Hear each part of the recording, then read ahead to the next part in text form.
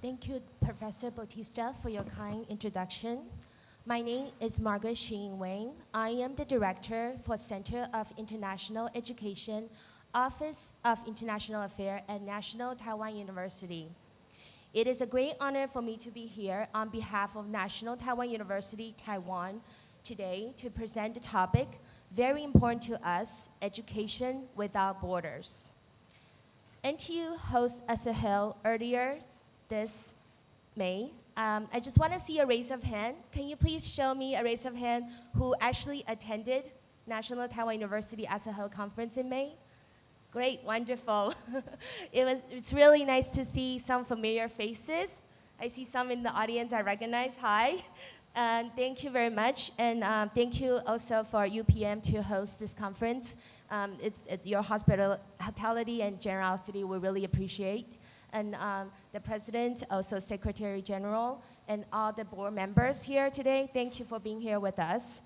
Okay, for whoever of you are not familiar with NTU, please allow me to give you a background information first before I start my topic.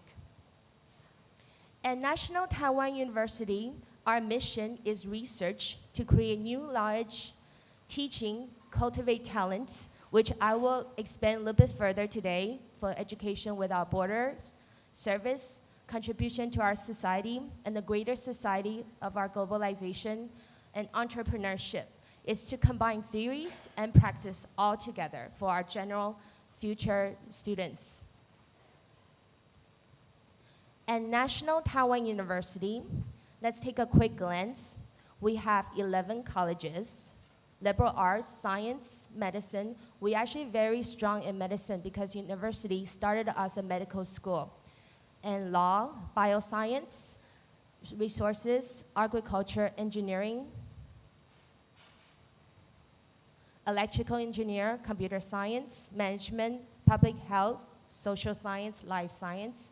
We have 3 professional schools, 54 departments, 109 graduate institute, and over 66 research center and expanding. Our student enrollment, over 32,500 students in the year of 2014 and 15. And the most interesting here is that the undergrad and graduate ratio is 1:1. From this chart, you can see how strong our research center is.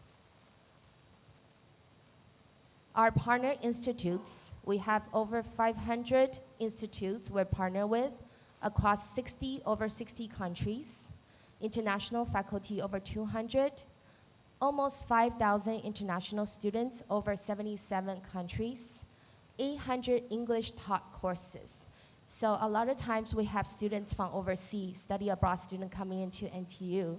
They're always wondering why if they're not proficient in Chinese, and we say no problem. We have a lot of Chinese courses and English taught courses offered at the university. We have study abroad students, our outgoing students study abroad over 1,000, exchange students over 500 programs, and dual degree program 81. Let me present you my topic today. Due to the increasing student mobility and globalization, we must realize that there is a need to meet the demand for our future generation. So today, I will present 2 very important topics and also initiative. For the first one, it's called Campus in Campus Initiative and Distant Learning Education.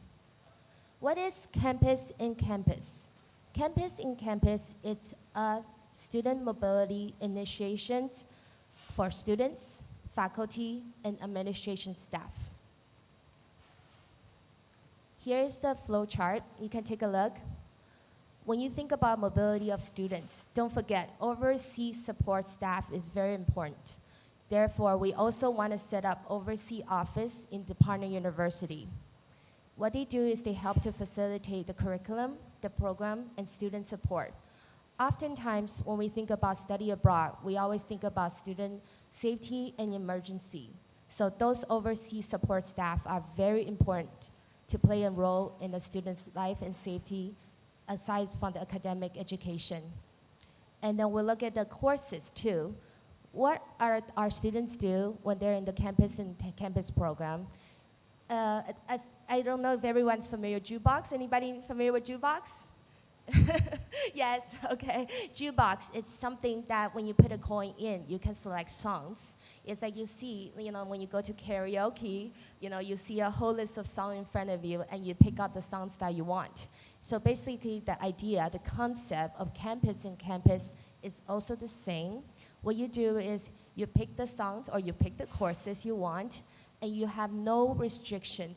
The restrictions for our exchange, our visiting students, you don't have those restrictions when you have this initiative. Everybody is allowed to take courses from different partner universities. So that brings me to this model, GIP Triad. And what is GIP Triad stands for? It's not some sort of medical term, although it sounds like it.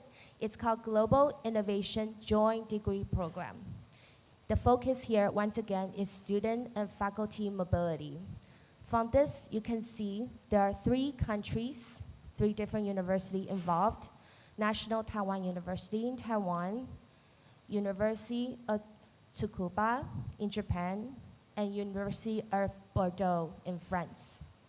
The concept here is campus and jukebox. Once again, let me remind you, it's to share administration, share courses, credits, and resources. So all 3 universities come together, combined, to make this transborder model a reality.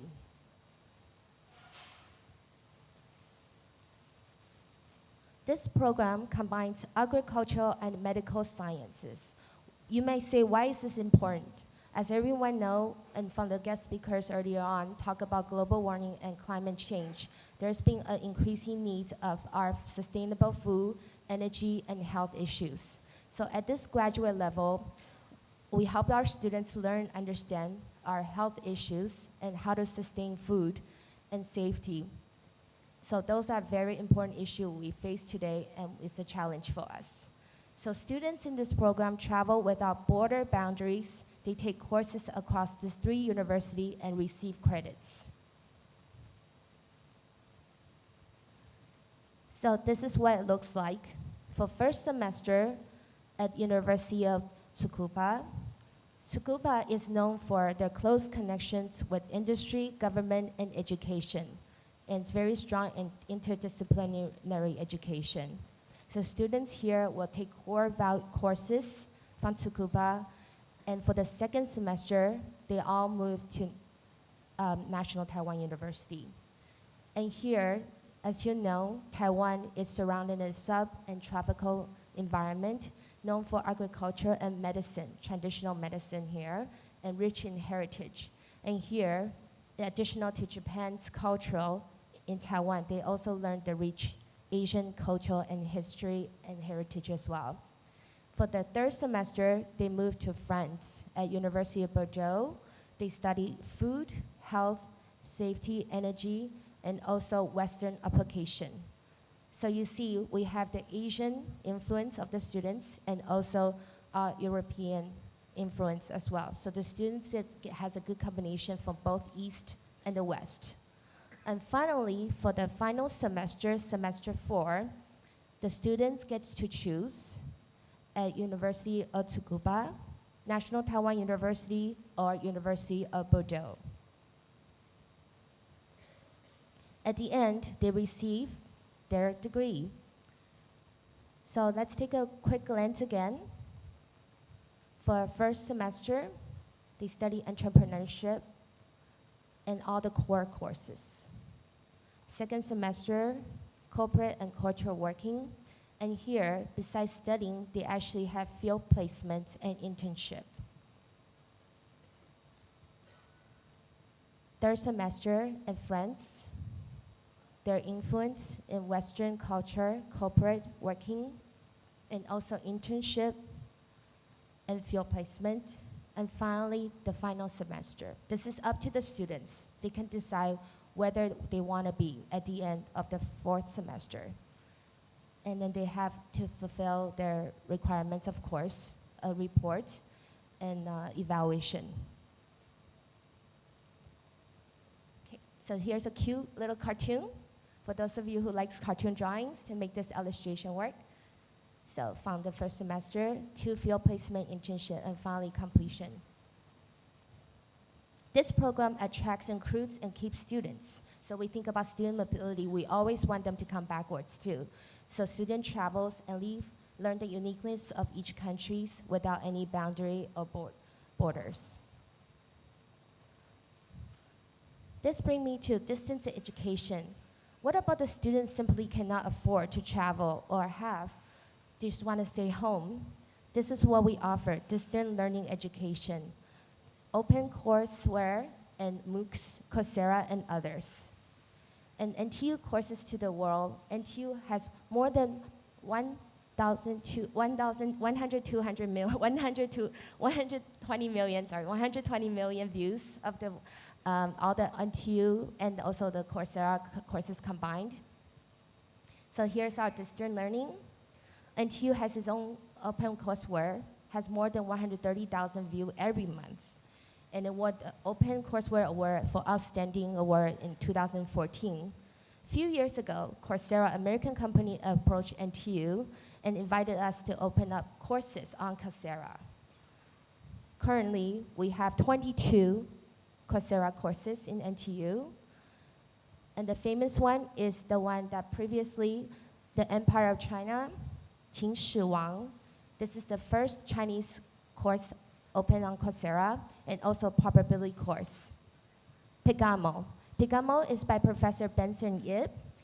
This course is very interesting. It's actually a probability course, and what he does is he opened up an online gaming platform for all the students enrolled in this program, and they compete against each other to get the highest score. So as you can imagine, students really learn and they are really motivated. And what makes this more interesting is that Professor Yip went further to create this distance platform education learning program.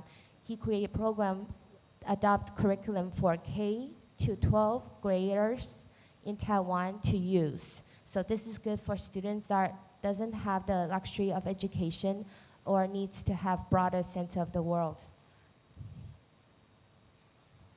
So basically, students with all background and skill levels can learn from all these education opportunities. National Taiwan University has a vision of our borderless education.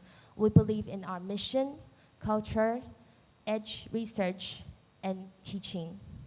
We hope our colleagues here today at ASAIHL join us to make a difference, do what we believe in, collaborate with each other, cross the boundaries culturally, physically, and create a learning opportunity for all. Thank you. Thank you, Ms. Margaret. Since we still have a few minutes, we can probably entertain one or two questions from the audience. So anyone who has question, please just approach the mic located on your right and the left side of the hall.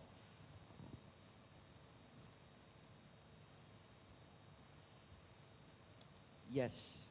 Yes, ma'am. Kindly introduce yourself and then your question. Thank you. Shanika Hirimburekama from University of Colombo and British College of Applied Studies. It's very interesting. Thank you very much. I'm interested in this agro-biomedical science program. It's rather a unique combination. Why did you think of introducing such a course? That's my question. Okay, thank you for that's a really good question. Actually, the story began a few years ago when University Tsukuba and National Taiwan University partnered up with each other, and then they decided to think what is the most important thing for our students in the future right now, and now in the future. And then obviously we are facing a lot of challenges right now. And another issue besides the agriculture is also because Taiwan is known for its agriculture and the rich resources. And so is France, of course, and Japan is the technology. So we team up together. One reason, academically, it's to help to solve, not necessarily solve, but to deal with the issue that we're facing today for our students. And another reason, I think, for Taiwan, it's also not the student mobility. You know, we always have visiting our exchange students. They go abroad and they leave the country. Taiwan has very low birth rate, one of the lowest in Asia. And oftentimes we think about how to bring our students back. So we also want to recruit students not only nationally, also at international level. So from this program, we recruit students. So basically the idea of this program, as you see from the timeline, it's an initiative, so it hasn't really started yet. Okay, so it's next year, we're actually implementing the program. So next year, what we do is we get students. The idea is about 5 students each university, or it doesn't matter. They don't have to have specific areas of expertise, because they're there to learn anyways. So the idea is basically maybe 5 from Japan, or internationally, 5 from National Taiwan University, and 5 from University of Bordeaux. It's a pilot program. So 15 of them all go together to Japan first time. They take core courses.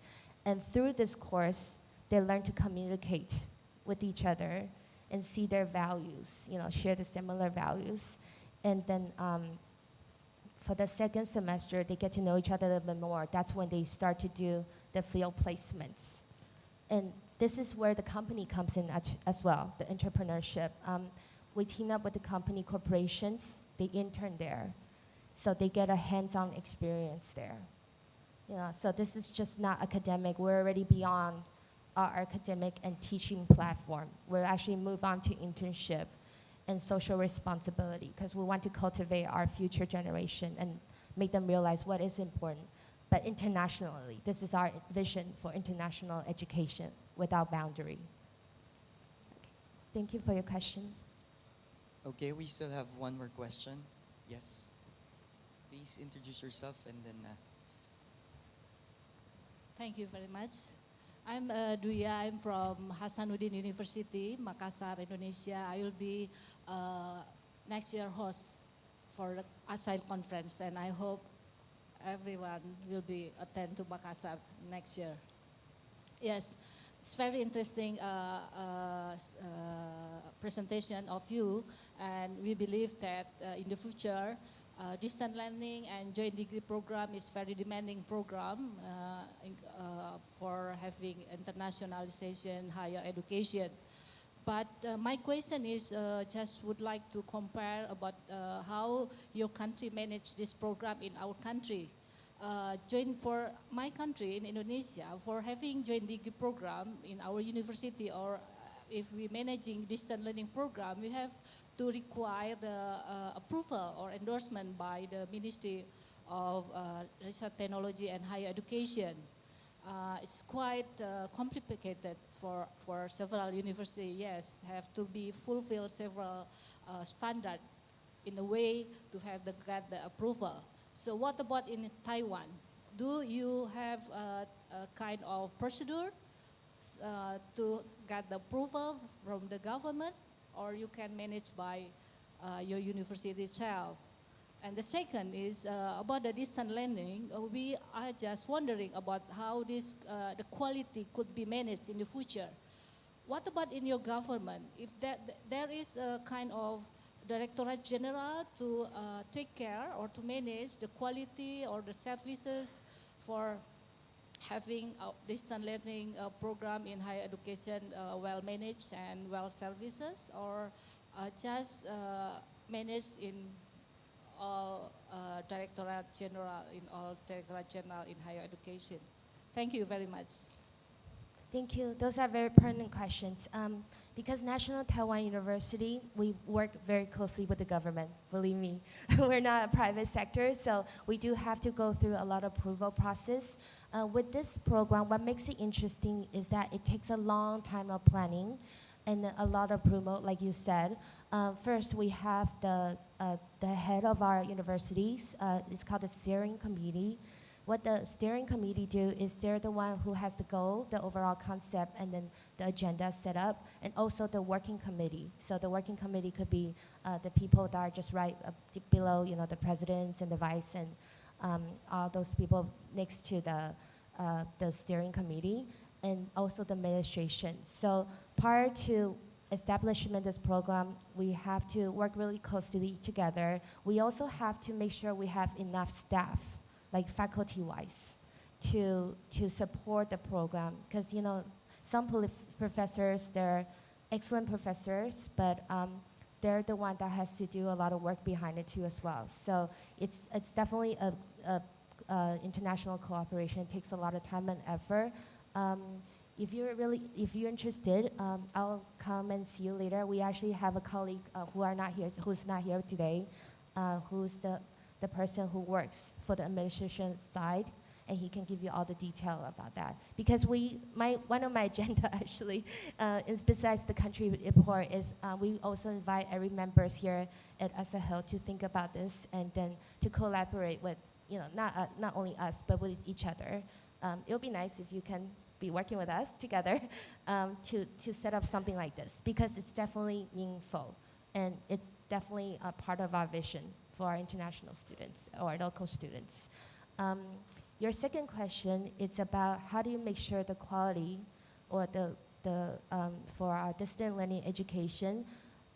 Ministry of Education in Taiwan recently has this excellent program. It's called International Companions of Learning, and it's done by one of my supervisor, who's the vice deputy professor in National Taiwan University.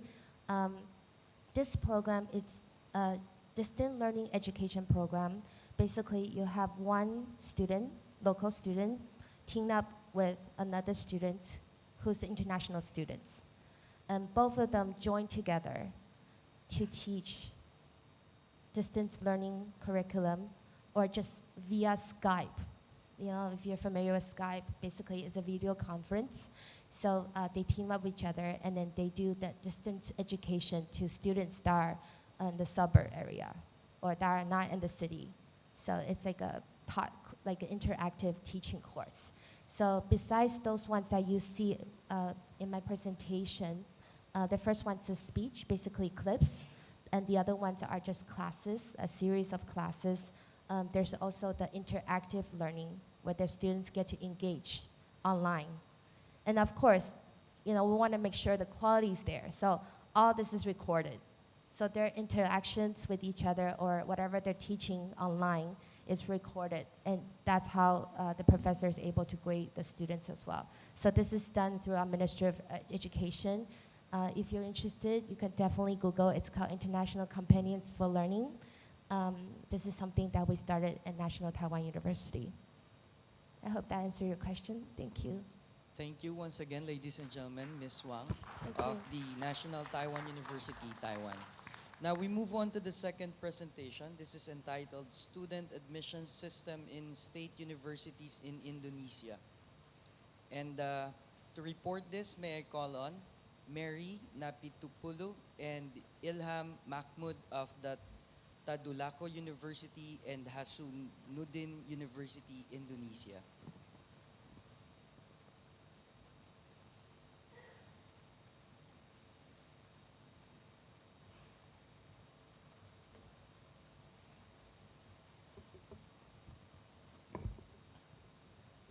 Okay, thank you very much for this great opportunity for us to presenting how student admission system in State University Indonesia. So I have to be accompanied by my colleague Professor Mary here, because we are both working in the student admission, national student admission. I'm working in the national level, and Bu Mary working on the local level, especially in the center of Sulawesi, coordinated by Tadulako University. So this presentation will inform and share with you how we set up program for student admission system in the large country like Indonesia. And we're just thinking about how to develop this system to be global and maybe make it easy for students everywhere to submit or submission to any university in Indonesia. Okay. Firstly, the background and idea. So if you look at the slide, that's every year we have about more than 2 million high school graduation who are going to university. They are produced by more than 12,000 high school in Indonesia. And if you look at the university in Indonesia, we only have 98 state university. But we have also a lot of us private university, could be more than 4,000 university. So mostly graduated high school students are willing to pursue their study into the state university with many reasons. So this is going to be the very highly competition for the high school alumni to pursue their study into the university. So some of them are going to a state university first, and if they failed, and they try to do submission into the private university or in vocational or in polytechnic. And some of them might go into find a job and industry level or something like that. So if we look at the geographical map of Indonesia, you can see how the distance of student mobility for the inter-province admission. I give you example. If the student from Papua want to submission into the Aceh, you can imagine they must fly for about 6 or 7 hours from Papua to Aceh, for example. Also, it's vice versa from Aceh to you know how difficult. And this is make a very limited opportunity for students to choose the best university.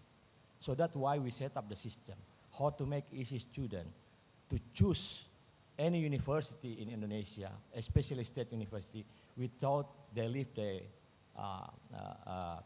place. So this this system have been worked for about 8 years from now. And let me give you the characteristic of Indonesian State University. This is the characteristic of State University in Indonesia. The State University in Indonesia is more preferably than private university. I'm sorry to say that, but some also private university is still a high quality and can be equal to the state university. One example is Narotama University, who are coming here. They are from a private university. So, but a lot of students still want to preferably to admit into the state university. But the quota of the student to go to the state university is very limited. So that's why the competition is so high. And second, only 1 or 2 university on each province. So if you live in one area, you only have a choice 1 or 2 university in the local. So you don't have any chance to choose another university without in this system. And the other problem that a small number of students and quota is available for the state university. And the other one, and most important, that institutional fee is lower than private university because the government subsidizes of the state university. That's why the competition is so high. So we have to provide a system to accommodate all people from Aceh to Papua and have a chance to choose university where they like without they leave the area. So according to the regulation of the Minister of Research, Technology and Higher Education number 45 on 25, we have 3 national central admission system and procedure. Firstly, we call that National Selection of State University. The abbreviation is SNPTN. This will accommodate about 50% of quota for the state university. And the second system, we call that joint selection of state university, or abbreviation SBMPTN, will accommodate 30% of the quota of state university. And the third one, we call that independent student admission, or independent selection by university. We call that SMMPTN, will accommodate 20% of the quota of state university. Now, how detailed to run this program, I will share with my colleague, Professor Mary, because she working on this area. So please take your time.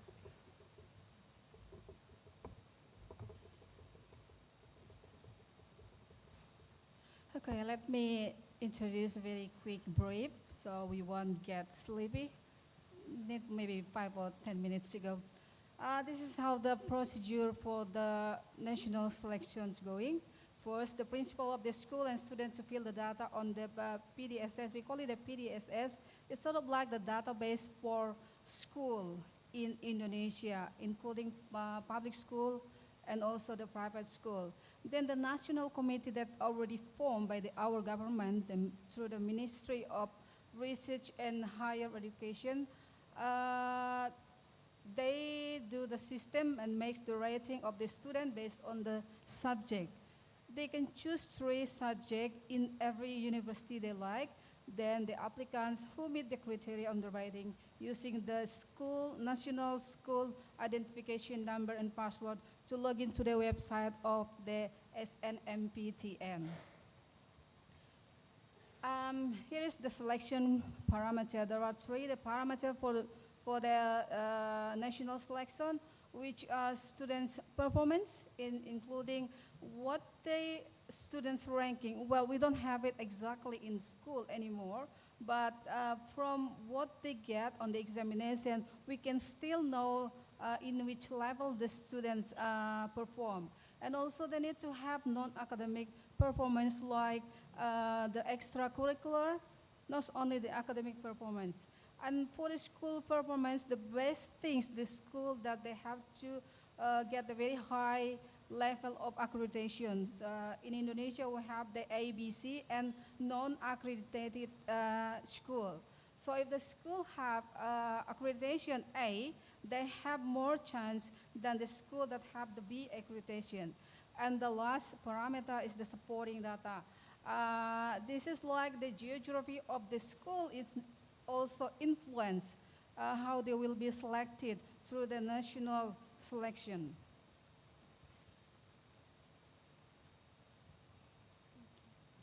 Next one is the principle and the spirit for the SBMPTN. The first one is national selection. This is the joint selections. It is, people say that it is more fair and accountable and also transparent and no discrimination for the joint selection for admission to the state university in Indonesia. The procedure is like the selection based on the results on the written examination. It is doing by some of the university doing it with the CBD, but some of the universities still doing with the paper-based testing. And the participant can also choose 3 courses. Then the examiner who only choose 1 courses can choose any course of study at state university in any regions of Indonesia. The last one is the admission for SMPTN, the independent. It is different from one university to another. Some university take the independent based on what they get on the joint selections, but some universities still do it with their own procedure. I would like to show you how the exam based on the group interest. We divided to 3 parts of the group examinations in science and technology, and the second one is social and humanities, and the mixture. The mixtures means that they can choose both science and social at the same time. Here we got for the 2016, it's currently, that's the total high school alumni. more than 2 million, and the State University Indonesia can only provide the admission for more than 700 students. After some of the subject course, they have to pass also the skill testing after they pass the paper-based test, like the subject who choose sports or performing art, dance, music, and they have to do the skill testing. So even they already pass in the paper-based testing, they have to also pass, they have to pass the skill testing as well. I'll say a very quick comparison registrar in 2015 and then 2016. In the group exam, Science and Technology, there are still more students choose this program. And nothing growth for the mixture in 2016 for the mixture group examination. Here it is, there's some also disabilities. We make it as the principle that this is not, everybody can do the exam. So in 2016, there's some participants from the blind, deaf, and unable to walk, and others can also join the selection. But we have no data that how many people that selected through those through selection. This is the average of acceptance according to the subject choices for the national selection and joint selection in the last 3 years in Indonesia. In national selections, most students selected for their preference university and their first preference subject. However, in joint selections, it is average students a little bit more in the first preference, but for the second and third preference also equals admission.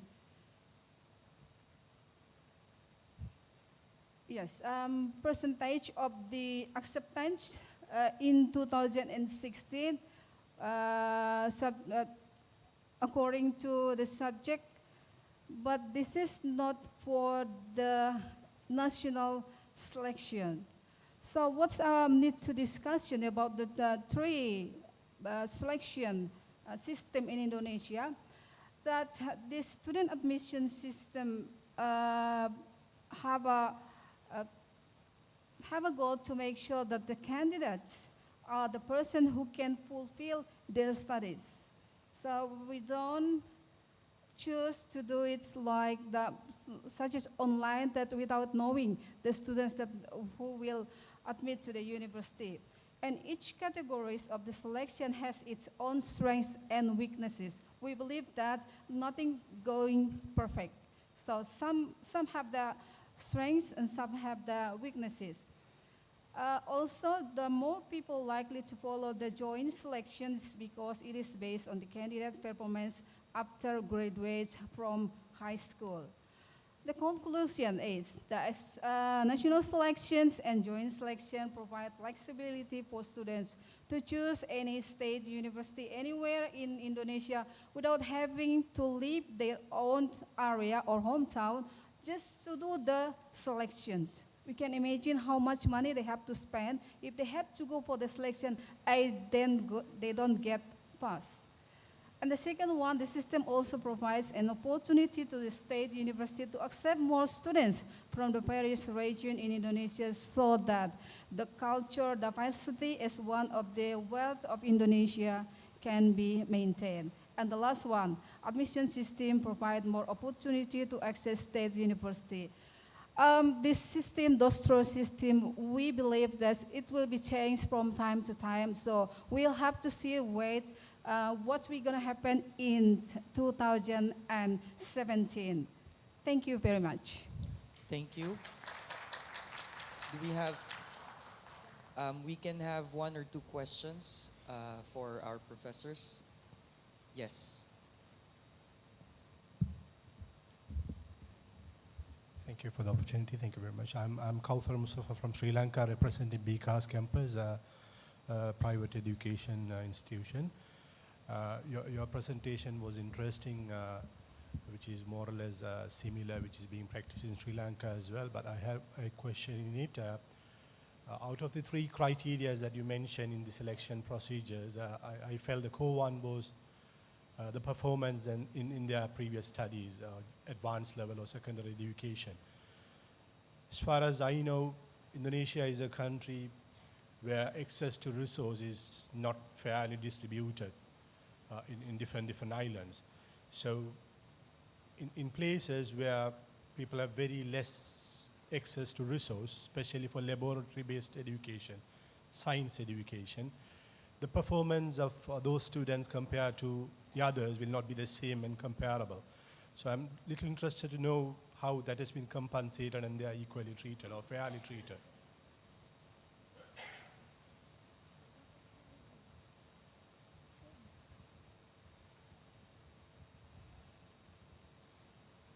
Well, thank you very much for your questions. I don't think that's the questions. Yes, one of the problems in our country, Indonesia, that we don't have the same level of facilities in every high school in Indonesia. We know that, we understand that, and our government always try to maintain that how our high school students can get at least the very basic facilities so they can do well in their studying. And like I saw you before, that is one of the supporting data to get them to the national selections. The supporting data such as the accessibility. Of course, the average mark in the favorite school in Java will not be the same with the mark in other school in the remote area in Indonesia. So we put this one into the account, how to decide whether they are going to accept or not for the joint selection. Thank you. Thank you. We still have a few minutes for one more question. If none, we can probably thank Professors Napitupulu and Professor Mahmoud of the Tadulako University and Hasanuddin University, Indonesia. Next, the next report is entitled Borderless Education Through Transnational Education, the Philippine Case.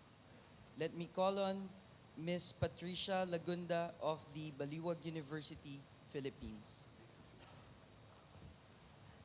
A round of applause, please. Thank you.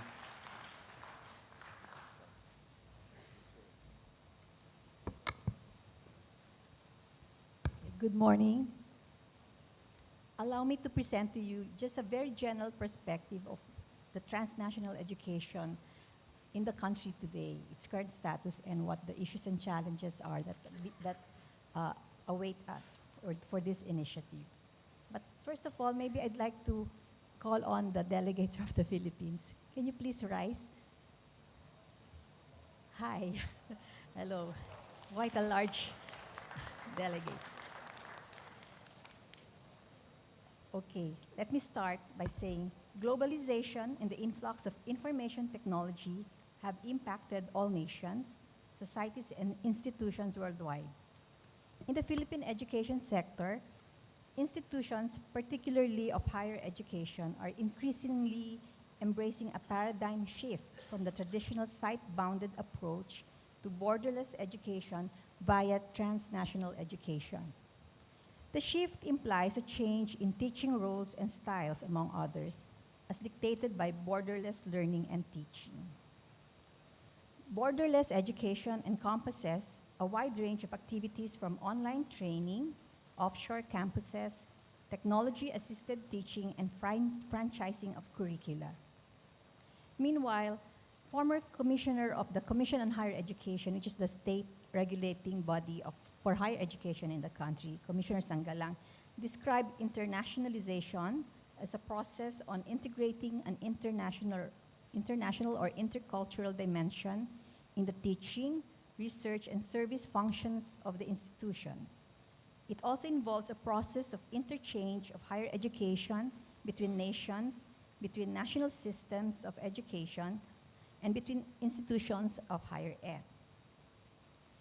From the perspective of the CHED, transnational education, referred here on as TNE, is higher education delivered in a country other than the one where an awarding institution is based.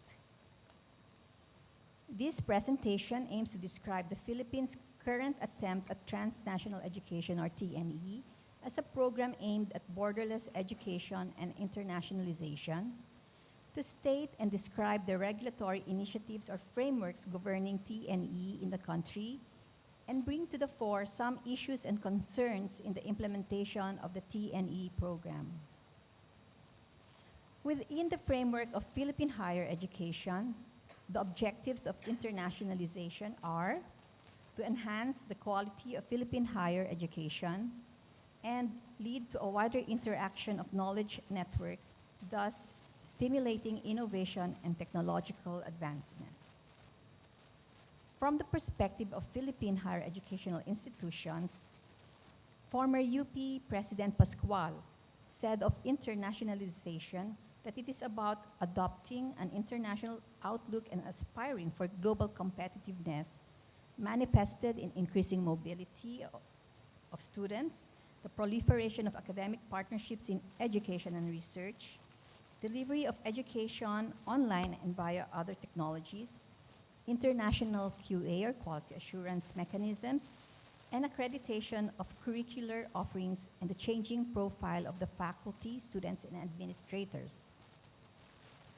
Now, let me share the regulatory frameworks or legal basis of TNE in the Philippines. In pursuit of its policy on internationalization of higher ed, CHED issued a policy statement on international linkages and twinning programs to strengthen educational, cultural, social, economic, and political bonds between Philippine and foreign institutions of higher learning. The objectives of the policy are: one is to upgrade the present quality of academic programs through collaborative activities, to strengthen bonds between Philippine and foreign institutions. Three is to develop pedagogical reform through international linkages in higher ed and research, to promote and facilitate international mobility of teaching staff and students, and five, to enhance existing higher ed goals in the country. Based on the policy, international linkages and twinning program initiatives can only be formally entered by Philippine HEIs with foreign institutions of higher learning through inter-university partnership, networking, consortium, linkages, and twinning programs. Specifically, twinning programs can be done through faculty-student exchange, collaborative research, scholarship grants, short and long-term training, curriculum development and enhancement, library and laboratory enrichment, and cultural exchange. Recognized and accredited institutions are authorized to conduct and initiate linkage and twinning programs with the institutions of higher learning abroad. Foreign institutions must have standards at par with Philippine institutions or even better in terms of government recognition, faculty strength, and curriculum. The ongoing revision of the 2016 CHED Memorandum Order on TNE aims to articulate a regulatory framework for TNE, promote greater access to quality higher education, promote good practice in Philippine TNE, safeguard the interests of students in TNE programs offered by Philippine HEIs and foreign HE providers, facilitate the smooth operation of higher degree programs offered via TNE, and ensure that the programs are attuned with domestic and international legal and regulatory frameworks. Under the new CHED Memo Order, TNE may take the following typologies or delivery modes. I'll just mention them because some are self-explanatory. Academic franchising, articulation, where students studying for a sub-degree in one country are guaranteed advanced entry into a degree program in another country. Branch campus, it's like TNE that's outbound. International branch campuses, TNE that's inbound. International extension program, joint and double degrees, online, blended, and distance learning, TNE offshore institution, twinning arrangements, and validation across programs and between countries. Now, to safeguard the quality of the TNE programs for both processes and inputs, CHED formulated guidelines on several dimensions. They have guidelines on registration, accreditation, and recognition status, academic reputation in academic communities, qualifications and/or experience of academic staff, quality of student support services, quality and accessibility of learning, support including ICT infrastructure and facilities, and the like. And another is guidelines on institutional and national quality assurance procedures for TNE. Having described some important terms, objectives, and policy statements from CHED as the state body in charge of TNE implementation, we now go to the current state of the Philippines' journey towards transnational education. The most common type of TNE pursued by schools in the Philippines, both public and private, is distance learning, which has been influenced by the developments in the so-called borderless education. Distance education via the establishment of an open university as a component part of the university system in some schools, colleges, and universities in the country has been operational beginning in the latter part of the 1990s. There's a law, which is a Republic Act, that stipulates that distance learning programs may be delivered using information and communications technology and other approaches, such as print, audiovisual, electronic computer technology and virtual classrooms using platforms, and face-to-face sessions. How these technologies or delivery modes are adapted or used will largely depend on the financial capacity and management or governance mechanisms of the HEIs that institutionalized open and distance learning. As of July 2016, schools which offer full academic degree programs via distance learning that are duly recognized by the Philippine government through the CHED include the following. Perhaps this list may have changed already. Okay, so I won't read through it anymore. Another type of TNE in the Philippines is what is referred to as Massive Open Online Course, or MOOCs, which we all are aware. An online course aimed at unlimited participation and open access via the web. In addition to traditional course materials, many MOOCs provide interactive user forums to support community interactions among students, professors, and teaching assistants.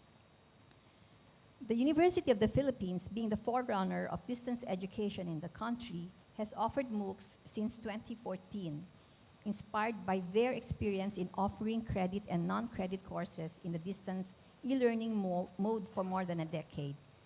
The UP Open-U has adopted a quality assurance framework for open and distance e-learning to address issues and concerns challenging this form of teaching and learning. The MOOC framework, developed and adapted by the UPOU, is the model or massive open distance e-learning.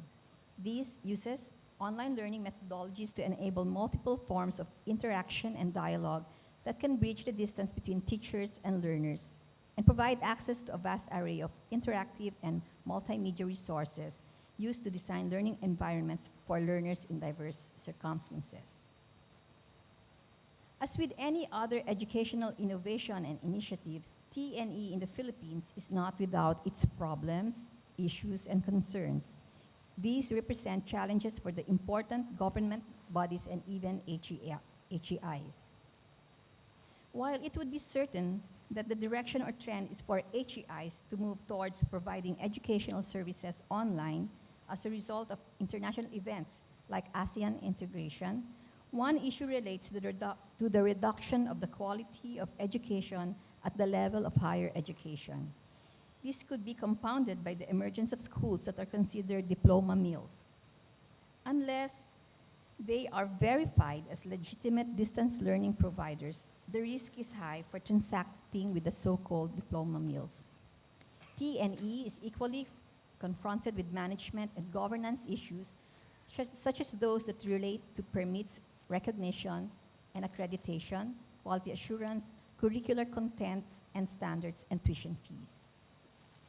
Other issues pertain to mechanisms on how to regulate open and distance e-learning in the Philippines, such as the need to come up with a stronger policy on TNE and internationalization. Another is increased interaction with providers and students and other stakeholders for alignment and effectivity. Another is raising awareness among learners for open and distance education. Another is capacity building, availability of open educational resources or MOOCs or OOCs or what have you, and quality assurance. Other issues relate to the mode of delivery and quality of materials used by HEIs engaged in open or distance learning. Similarly, political interference in the decision-making process in public universities might affect the implementation of any form or model of TNE in a particular institution. There is also the issue of monitoring and evaluation of TNE programs. What should constitute monitoring? What should be included in evaluation? In the area of curriculum, what constitute critical competencies or outcomes? Who decides what is critical outcome or critical competencies? More questions than answers that we have to address. So to end, let me conclude by stating that in the Philippine context, TNE as an approach to internationalization or borderless education is deemed a strategy to expedite the development of professionals or graduates of higher education. It promises to benefit Filipino and foreign students, but it is not without challenges which the government, HEIs here and abroad, and other stakeholders need to effectively address. When the objectives of the TNE are realized, higher education can be of value regardless of how it is pursued. Thank you. Thank you. Once again, if there are any questions, please raise your hand.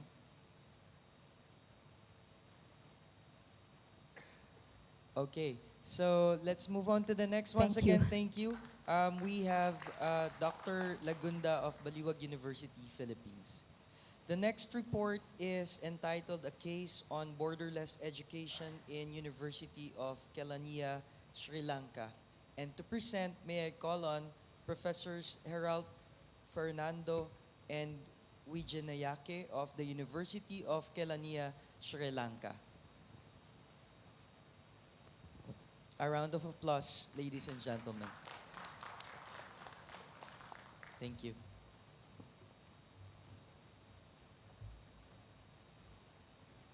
Good afternoon. It's wonderful to be here. In Malaysia, we had been here for 3 days, and this is the first time we are visiting Malaysia, and it's really nice. The hospitality, the experience, the environment, it's all really nice. And it's an honor, indeed it's an honor to be in front of the presence here, the delegates who are here representing ASAIHL. Indeed, it's a privilege for our university, and we as members of the university, it's a privilege. So we are from Department of Marketing Management, University of Kelaniya, in order to present a case on borderless education in University of Kelaniya, Sri Lanka. Sri Lanka is a small island. It's a small island, but with a global mindset. We are rich in history. We have great environment. We are very friendly people. We are smiling nation. And at the same time, currently, we are aspiring to be the knowledge hub of South Asian region. And there are so many strategies which are taken by the government. Inside these strategies, there are things like international academic relations, international exposure for staff and students, strengthening teaching and learning experience, enriching the research culture, and industry and academic collaboration. when we are going to move into University of Kelaniya, Sri Lanka, this is one of the leading universities in the country, and the university itself is doing a number of activities in order to achieve the strategies of the current government and the governments of Sri Lanka. University of Kelaniya is having 141 years of existence. It's a very famous university in the country as well as around the region when it comes to Buddhist studies and language studies. We have two major campuses, we have 7 locations, and we have 7 faculties.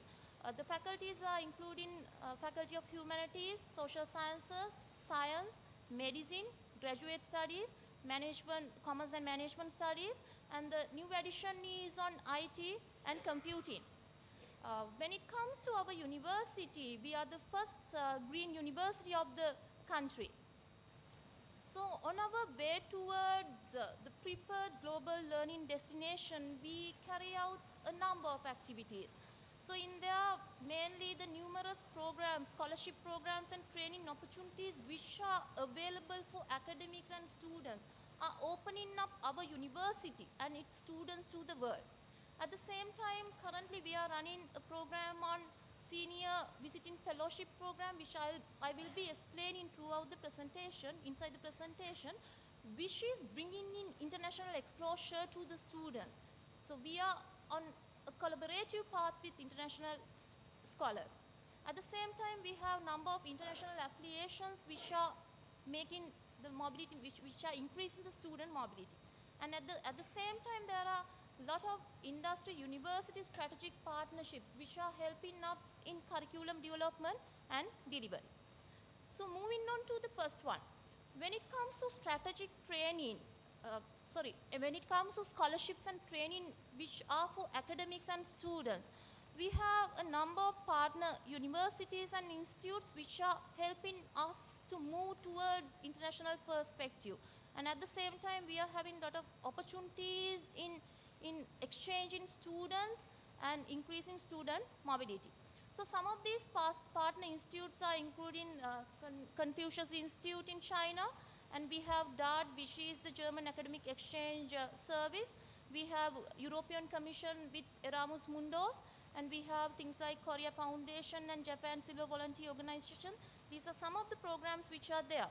So you can see the number of scholarships which are offered to our students and the number of universities and the countries which are represented in this table.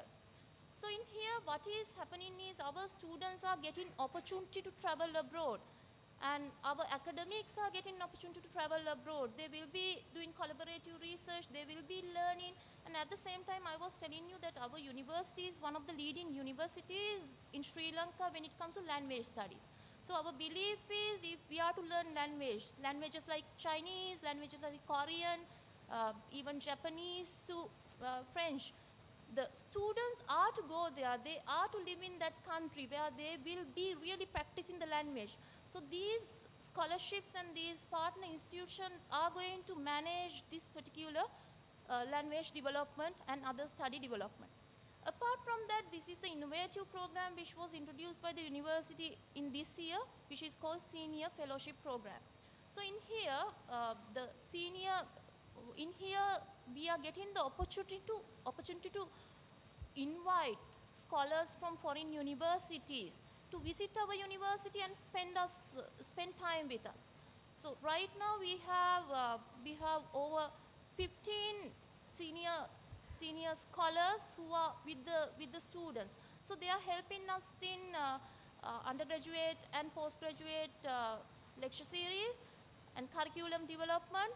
And at the same time, when they are going to leave the country, they are to present a report which is going to include the collaborative research which they have done within the university and its students. And at the same time, when these visiting fellows are there in the university, their report will include the future strategies, what they can do in order to develop the link between the University of Kelaniya and their universities. So there will be a lot of opportunities where we will be further working on, which will open up a lot of access for our students to move abroad and learn. At the same time, where where we can invite their students to come and do exchange programs. So next year we are planning to have minimum of 75 senior visiting fellow members. Now University of Kelaniya, it's one of the leading universities of the country, but we are having 51 departments. So we can see 51 departments, we have more than 70 different degree programs. So in here, each department, each specialization will be getting a senior fellow, and at the same time, the number of collaborative research which will be developed within this inter-country collaborative research which will be developed within these will be tremendous. And we can see these are some of the senior fellows who are there. By June 2016, we are having scholars from India, USA, Japan. We have people from Belgium, we have people from United Kingdom. So the list goes on, which is going to give a lot of focus for our students to learn from industry best, learn from international best.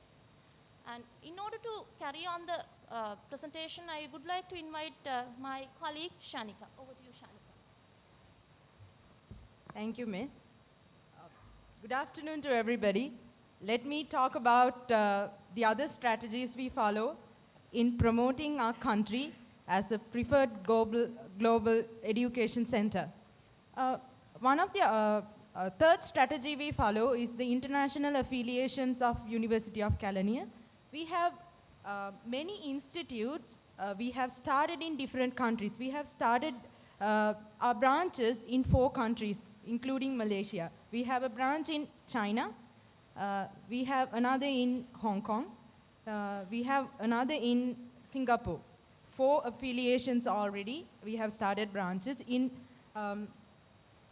disseminating Buddhist philosophical studies and Buddhist culture. As you all know, Sri Lanka is known for its Buddhist philosophy and Buddhist culture. So we are disseminating the wealth of knowledge we have in Buddhist philosophy. These are some of the institutes we have the links with. Not only that, through our 2 international centers, one international center is called Center for International Studies, and the other one is called Center for International Relations. So through these 2 centers, we make sure that students from foreign countries come here and come to our country, come to our university and study these unique disciplines we have to offer. As my colleague mentioned before, we have some unique subject disciplines we offer only in our university, University of Kelaniya. So foreign students get a chance to come to our university and study those disciplines. At the moment, we have affiliations with more than 45 institutes and universities from the globe. Let me now talk about the open access education strategies we follow within the university. These are some of the strategies, very unique strategies we follow. Very first one, ISO certification. We believe that quality of delivery is very important when it comes to an academic organization. So, and we believe that ISO certification speaks out loud about the quality of our program design, delivery, design and delivery. In 2014, University of Kelaniya took initiatives to obtain the ISO certification for their curriculum design and delivery. And now we are adhering to ISO certification, and we have been successful for 3 years now. And then the curriculum development, we follow unique strategies, unique methodologies in designing the curriculum. One strategy we follow is to minimize the gap between the theory and the practice. To minimize the gap between the theory and practice, what we do is we get the involvement of industry consultants to come on board in curriculum designing and development.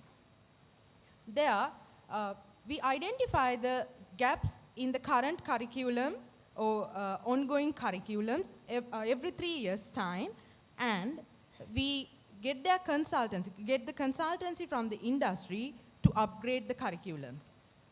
And the other one is internship collaborations with the industry. As most of the presenters pointed out, it is very important that our students go to the industry and get hands-on experience on how theory is practiced in the real world business cases. So internship collaborations are there for each and every degree program across the university. And the other thing is annual career fair and employment readiness workshops. So here what we do is we make sure that our students are employment ready or readily employable when they are done with their degree. So for that, we make sure that the partners from the industry visit our university and carry out a career fair, and they conduct workshops to make sure that the students are up to their expectations in terms of their soft skills and the hard skills. And the other very unique aspect we have in our university is the SAP University Alliance program. We are a SAP University Alliance member, and through this SAP University Alliance program, we have designed a unique or a sophisticated diploma in ERP, Enterprise Resources Planning, for our students. So our undergraduates get the chance to go through a curriculum, the basic curriculum they do, and a diploma which makes sure that the students are with proper IT skills. That is through this SAP University Alliance program. And in the curriculum delivery, we are thinking ahead. We are thinking of unique ways of offering or delivering the tailor-made curriculum. So one aspect is we have made sure that we have interactive online lecture theaters. We are planning to offer our degrees or diploma programs online. For that, we have already started implementing these strategies through one laboratory. We are on the testing basis now, and let me say, and let me very happily say that it has been really successful. Throughout the last 2 years, we have been using this online lecture theater where we have 4 bays.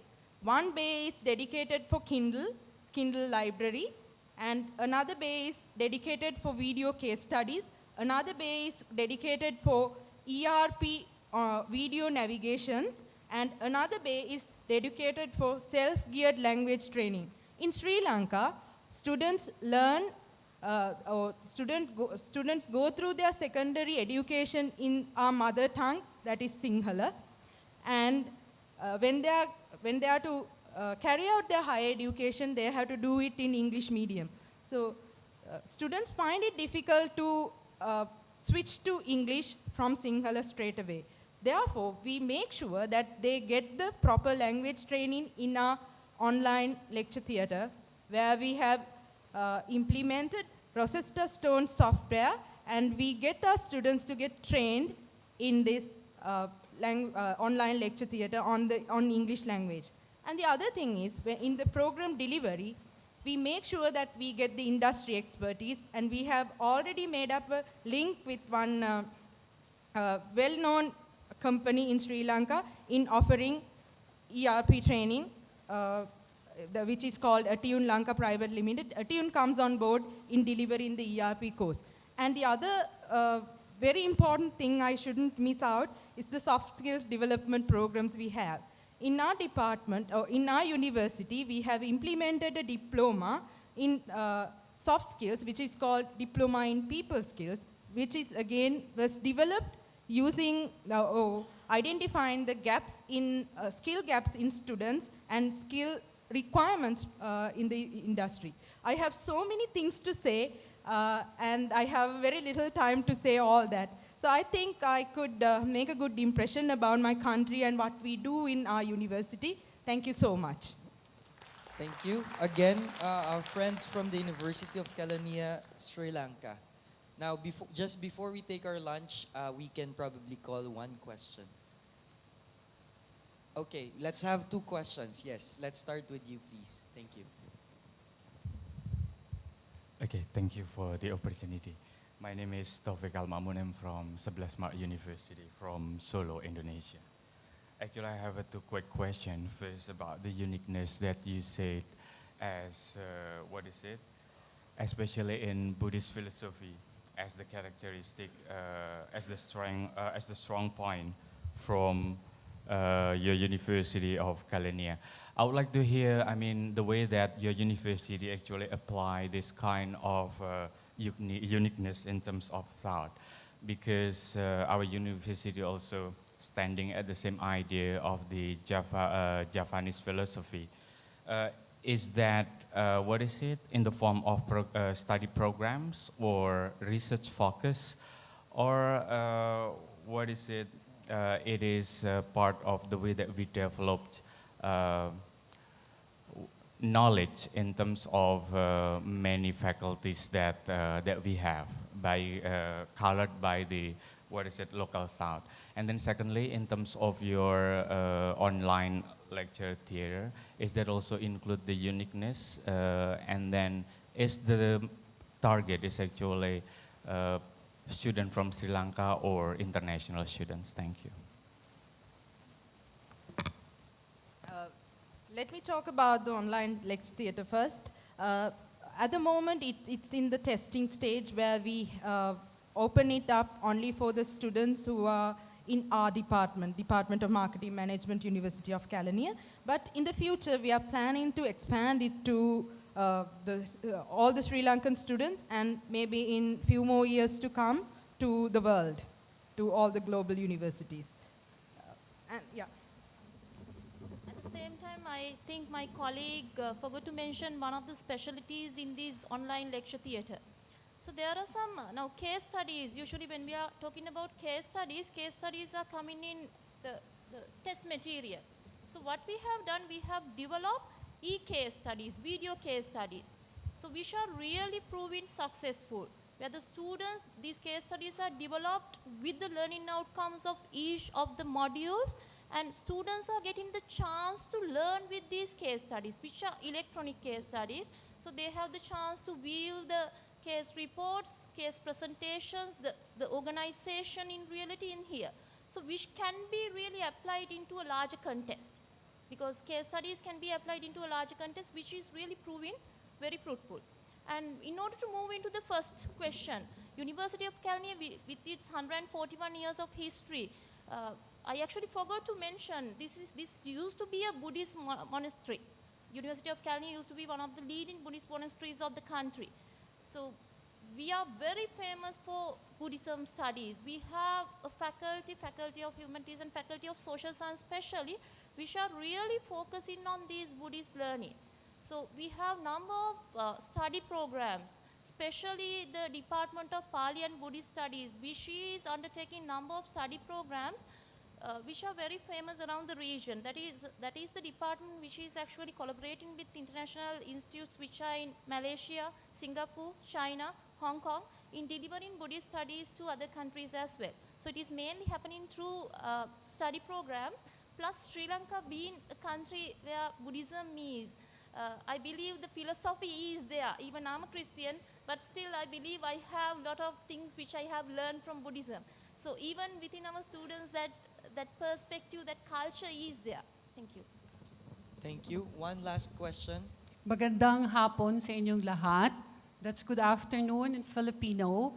My name is Dr. Lu Suplico Chong. I'm from the Marketing Management Department of De La Salle University. Our research interest has always been trying to find out what are the factors that make international students choose a university as their education destination. And I think in your PowerPoint, you pointed out that you wanted to be the preferred learning center. We noticed that the biggest market of international students in the world are not European students, not American. Do you know what it is? Asian students, they comprise 52% of the world market for foreign students. And they don't choose Asian schools. So this is a challenge for all of us.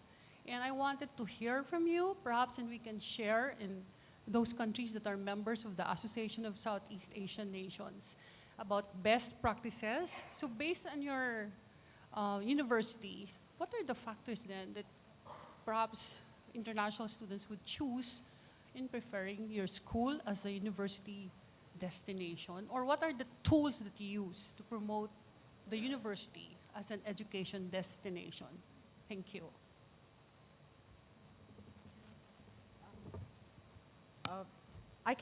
We have like many strategies, but with the time limitation perhaps and all just that, one. I'll tell you one.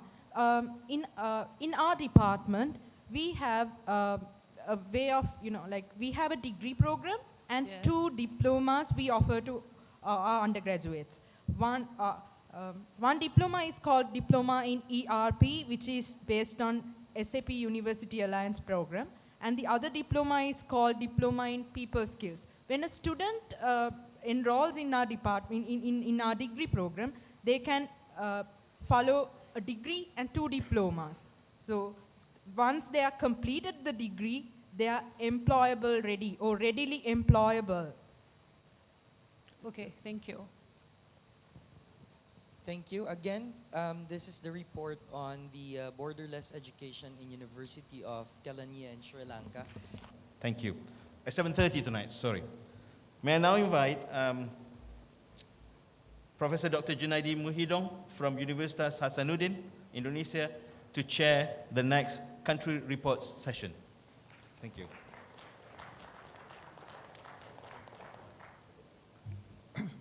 Thank you so much. We are going to have 6 country reports for this session. And for the first presenters, I would like to invite Professor Hamid Mirzadeh. He's going to present the rethinking on the role of universities in the internationalization of higher education, a case study of Islamic Azad University of Iran. Time is yours.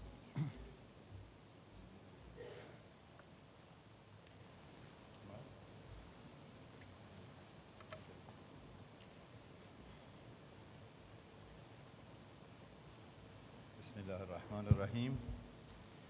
Good afternoon, everybody. First of all, I would like to express my appreciation to the organizing committee for giving me the opportunity to provide my speech about rethinking on the role of the universities in the internationalization of higher education, a case study, Islamic Azad University of Iran, University Network, and Open Access Education. The idea for setting up a non-state university was brought into limelight with the increase in demand for higher education in Iran. Relying on non-state sector, the IAU was established in 1982, aiming to train a post-revolutionary generation of specialized and well-trained human resources and expertise. The university tried to make great steps in the country's development. There are currently 1.7 million students, of which 60% are male and 40% are female, studying at 400 branches and collaboration offices of the Islamic Azad University, whether in Iran or abroad. Now, in its 4th flourishing decade, IAU has 5.7 million alumni, which is more than a half of Iranian higher education system. The IAU has been playing a pivotal role in educating the human resources through a network of its branches across the country within an area of approximately 20 million square meters infrastructures. The foundation of IAU has significantly influenced the economic, cultural, social, and geographical aspects. Besides, the IAU has implemented the SAHA project, Azad Associate Laboratory System, through the incorporation of 6,120 laboratories and 3,139 workshops in which all the researchers across the country could conduct their experiments.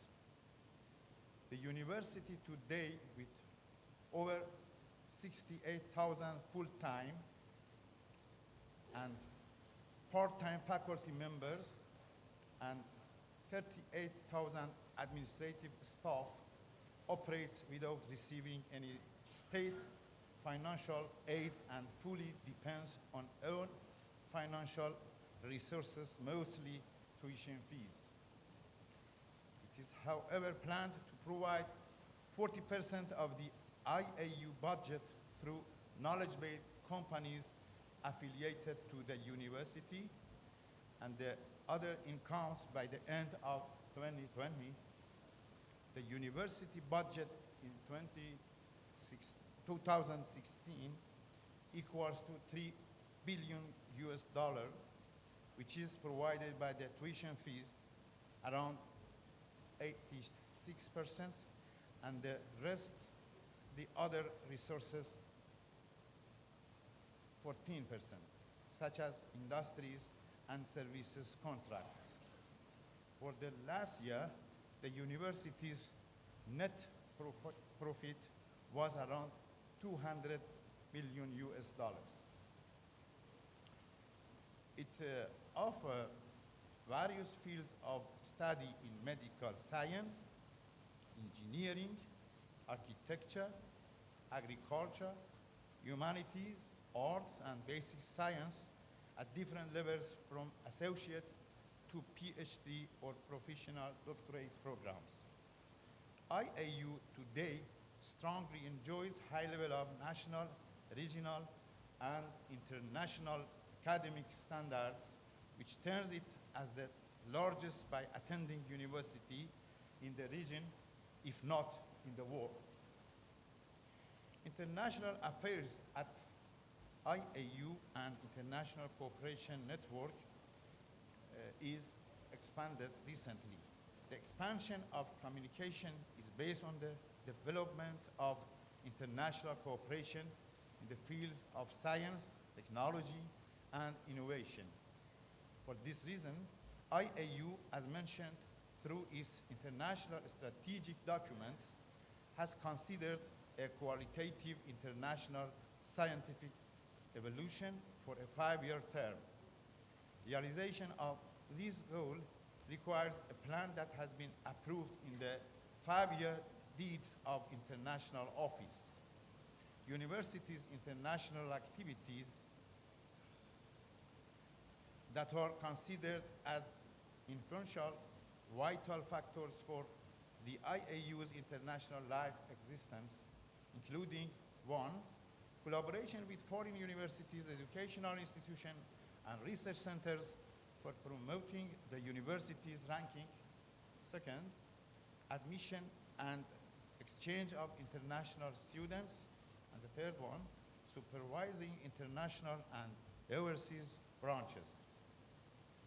The university has some overseas branches in the UK, UAE, Lebanon, Afghanistan, Russia, Italy, Germany, and Oman, with a non-Iranian student population of more than 8,000. IAU has also planned to set up some other overseas branches in Asian and European countries in the near future. IAU, following its mission based on providing higher education for all, had been providing the infrastructures for virtual training in Iran that is currently leading to the localization of electronic education software and establishment of e-campus all of which are considered as a great source of success. At this branch, the same attending educational courses are presented through full interaction of professors and students at the virtual space. Through this e-branch and university network, it would be possible to cover all the Iranian and Farsi speakers around the globe to pursue their studies and to become a student at IAU. Ladies and gentlemen, please let me come conclusion. IAU has significantly influenced the education, research, and technology in Iran, as reported in the Essential Science Indicators database in November 2016. IAU is ranked at 161 for knowledge production in the world and had significant effect Iran's science production ranking, standing at 16 by the same database. It is noteworthy to mention that the whole infrastructure, facilities, and capabilities are all funded by the Iranian families within the 34 years of existence without relying on governmental aid, which is considered as a successful promotion of higher education. In line with the other attempts, IAU intensified its efforts in consonance with the current global development to enhance associations' international position of ASAIHL. I suggest all the university rectors and directors to follow this approach and process due to the limitation in the governmental budget and resources. In other words, relying on a non-governmental resources will proceed and facilitate the development of education, research, and technology in comparison with the state system. Taking into account the issues of borderless education, education technology, and the concept of education as the topics of discussion at this conference, it is possible to investigate the position IAU in Iran's knowledge production, as will be shown on the university clip. And thank you for your attention, and I draw your attention to watch the mentioned video clip. Thank you very much. Thank you, Professor Hamid Mirzadeh. We will take one or two questions. Please. The early years following the victory of the Islamic Republic of Iran's revolution, that is early 80s, the country was experiencing a big challenge, which needed to be changed into an opportunity for the development of the newly established government. The world was to experience a rapid pace of knowledge generation, for the promotion of which the government had developed the required plans. The early 80s was concurrent with the dominance of computer over the world, as well as the ever-increasing radical changes in human life because of new technologies. Meanwhile, the university system facilities and capacity in Iran to meet the great demand of the Iranian youth for higher education were so limited that high school graduates had to enter a very tense academic competition, only the winners of which could enjoy the privilege of studying at higher education. At this point of time, there were no more than 160,000 university students in the country. At this point, the idea for setting up a non-state university was brought into the limelight. Relying on non-state sector and complying with Islamic rules, the university was established by the recommendation of Ayatollah Hashemi Rafsanjani, and namely Islamic Azad University, IAU. Aiming to train a post-revolutionary generation of specialized and well-trained human resources and expertise, the university tried to make great strides in country's development. Islamic Azad University was founded in 1982. The IAU is the largest university in the world as an attending university. The university is a non-state and non-profit higher education institution offering so many fields of study in medical science, engineering, architecture, humanities, arts and basic sciences, from associate to professional doctorate programs. There are currently more than 1,700,330 students studying at 400 branches of the Islamic Azad University. The university has been playing a pivotal role in educating the human resources in post-revolution era through a network of its branches across the country, within an area of approximately 20 million square meters, including university campus and buildings. The university currently offers 1,790 courses of study, from associate to doctorate, by its so many branches in the Iranian cities. So many graduates of the university are now undertaking research projects and teaching at the universities all over the world. Internationally speaking, the Islamic Azad University has surpassed the national boundaries. The university has 4 overseas branches in the UK, UAE, Lebanon, and Afghanistan, with an overall student population of 4,700. The IAU also has planned to set up some other overseas branches in other countries in the near future. In this regard, 174 Memorandum of Understanding have been inked with worldwide universities so far. The IAU has over 61,747 faculty members, as well as 42,000 administrative staff. The university also has 54 incubator centers, together with 53 research centers for new sciences and technologies, including nanotechnology, biotechnology, mechatronics, plasma physics, and Center for Interdisciplinary Sciences, and Center for Advanced Science and Technology. Islamic Azad University has opened new chapters in sciences generation and circulation at home by obtaining remarkable achievements in the scope of modern technologies. Production of hybrid and electrical cars, as well as robotics, more brighten the way we are stepping in. This remarkable achievement has brightened the Iranian universities and science centers' hidden potential into the limelight, reinforcing their self-sufficiency in reaching new technologies. Islamic Azad University has always been active in cultural and social domains. To this end, the university has been successful in reaching many accomplishments so far. Researches on cultural, social, and religious activities, establishing cultural and social centers, supporting student publications, holding cultural and artistic festivals with participation of other universities international scale to form a student's cultural identity, as well as introducing the cultural elites, fall within the responsibilities of the IAU Vice Presidency for Cultural Affairs. Following the continuing success of IAU scientific and academic teams in international events, the university's sport teams have won many medals in athletic competitions, nationally and internationally, in different sport tournaments in various games, such as karate, taekwondo, wrestling, volleyball, cycling, etc.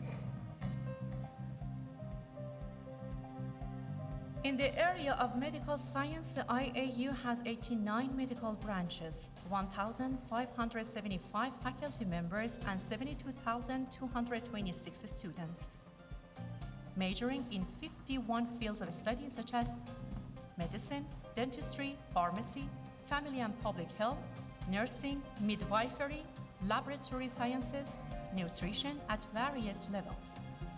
The university enjoys 11 operational hospitals with more than 1,500 active beds offering medical services to the public, and there are 4 other hospitals under construction. The experience gives birth to wisdom. The IAU today, with a 32-year existence history, indicates that the ups and downs experienced by the university is in keeping with the inevitable globalization trend, which is the IAU's objective in the years to come.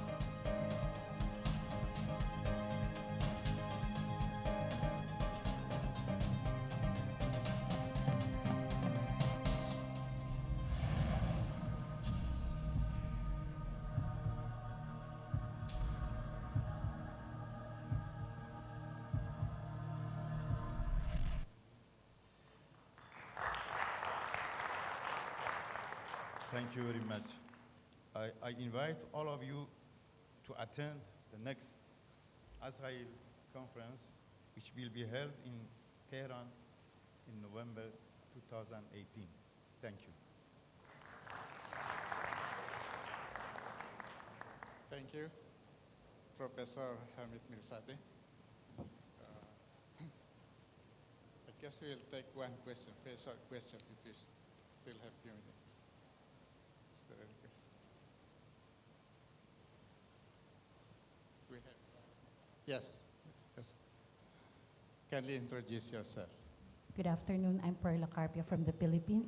I just want to know what language do you use in your as medium of instruction in your education? For international students, English, but for domestic, Farsi. Majority of your students are Farsi. Persian. Yes. Yeah, Persian. And what percent? Persian and also Farsi-speaking students from Afghanistan and Tajikistan and some countries nearby Iran. Oh, okay. So I can see that we can use our own language, not only the English language. Yeah. Yes. All right. Thank you so much, Professor Hamid Mirzadeh. Let us give him big applause.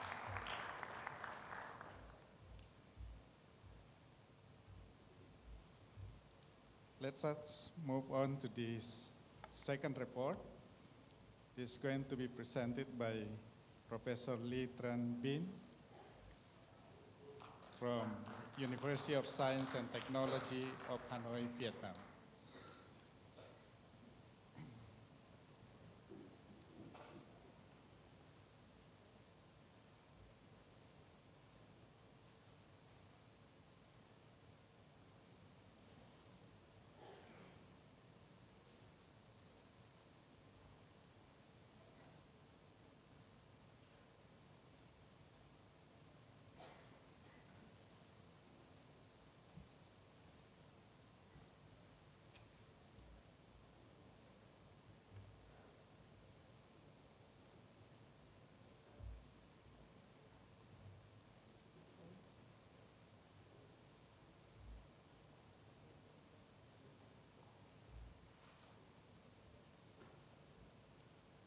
Good afternoon, everyone. After this amazing presentation of Professor Amit, with 1.7 million of students, I would like to make a very constructory presentation with a very, very small, I think USCH will be the youngest and smallest university in the world now. Our university have a history of 6 years. In 2010, according to the government seeking, the international model university will be established using the international collaboration with the French government. So the university opened the first course in 2010 in October, and here are some kind of feature of the new modern University of Vietnam. You know, in Vietnam we gathered now more than 435 universities nationwide, but still the government is seeking to establish international model university. What is international here? Number one, we use only English in this university. That is the first time in Vietnam. The second, all the curricula will be developed by international lecturer using the French consortium of more than 40 universities, and also the Vietnamese consortium about 25 universities. And then the diploma will be delivered by 2 countries, and they are accredited and recognized by international agencies. So This university have a long list of support behind, with top university from front side, and also from the Vietnam, the top research institution, from, for example, all the institutions belonging to the Vietnam Academy of Science and Technology provide laboratory for our students. We are the first university of Asian continent to apply the Bologna process. So we got it only 3 years of bachelor, 2 years of master, and 3 years of PhD. And within 5 years, all this system have been established and run well now at our university. The topics, we mostly focus on science and technology. There are no social science, no economic, no finance. So we need a lot of laboratory, and therefore my title of the presentation mentioned about collaborative research program. So without research program, we cannot exist. The funding for the research come from different resources. The university try to provide support in consumable and some kind of equipment, small equipment, but the Vietnamese government support major amount for mobility and also for research funding.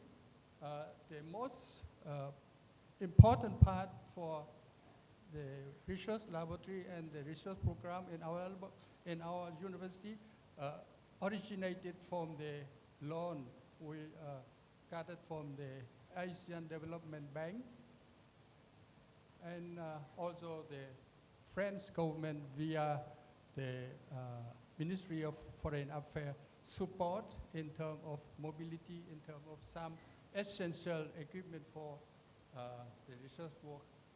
Then within 3 to 4 years, the first publication originated from our university, already sent it to the peer review, international peer review journal. We got it more than 100. You should laugh because this number is very small, but you can think we got it after 3 years of establishment, the first PhD coming back from the French laboratory to be our teaching and research staff, and they work hardly for the, in the laboratory, and within this 2 to 3 years, they got it, some laboratory, they got it 20, and some laboratory, they got it until 40 international peer review application. You see our scientists originated mostly from the French side and also from the Vietnam invited lecturer from the research institution and university. And our truest staff is just very small one.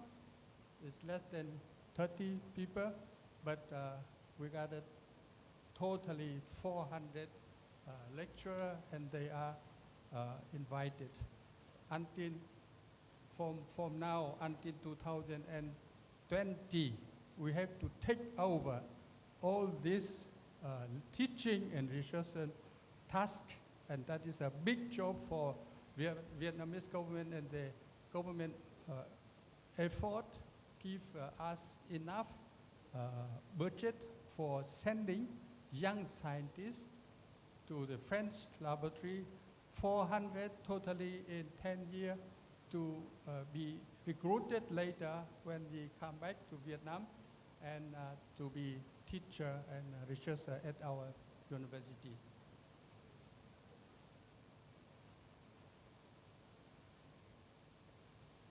We, within the 4 years of development, we are able to develop 7 international joint laboratory. You see the name of the laboratory here and the date of the establishment.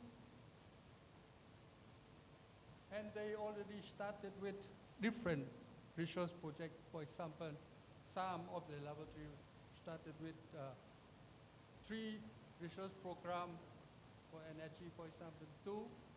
And for ICT, SWAM is one of the projects working on the signal recognition of the insect to predict some epidemic occurrence. Or we also work on health omics using the study on the human Vietnamese people genomics study to analyze some feature related to the disease tolerant, disease resistant in our country.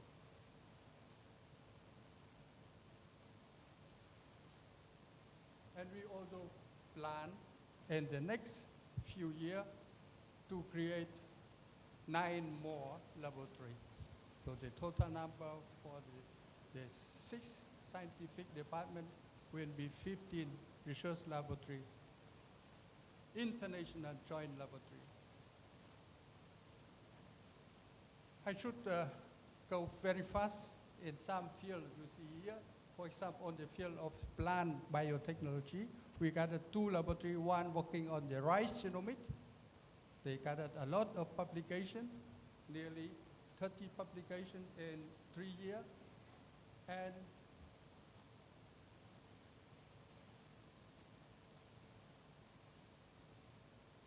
the staff is very limited, only 9 people working in this lab, but they have a lot of funding, and 18 already published and submitted more.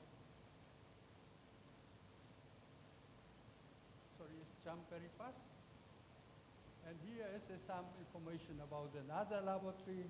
We got it here, ICT laboratory, in collaboration with many different partners from France and also inside of Vietnam. They're working on the HELO is working on oceanography.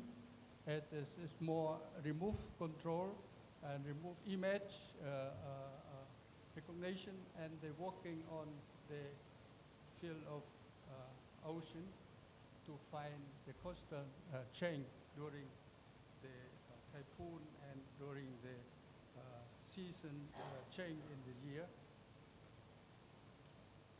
Remostat is one of the space department, and they're working mostly on the satellite technology for Vietnam. So we also launch different satellites. In the field of renewable energy, we have gathered also some progress, mostly working on the biomass development and energy saving. We have close contact to the industry. One example is that the Dassault system provides a branch in our university, and they also send lecturer to the ASEAN country to deliver the certificate for Dassault software. And the next future, we think we need to work closely with the industry in terms of development of Fab Lab with different institutions and industry from Hanoi and Ho Chi Minh City. We work with other industry and also communication, and also in terms of education, we create a CUDA center to use very modern teaching technology, apply ICT technology and so on. So that is some activity we show that within 5 years of development, USTH of Hanoi already started, and we hope that we, in the next ASAIHL meeting in Indonesia or in Tehran, we should report to you more about our achievement. Here's a list of our collaborators and the country we are working with. Thank you for your attention. Thank you, Professor Bean. We would like to take one or two questions.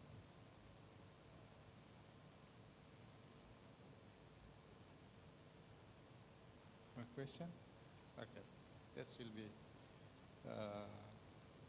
the end of this presentation for Professor Bean. Once again, thank you so much, Professor Bean.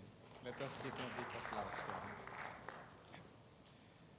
The next country report is coming from Malaysia, entitled the Malaysian University Graduate Employability Enabler Model, the Cyberjaya Graduate Employability Enabler, CGEE.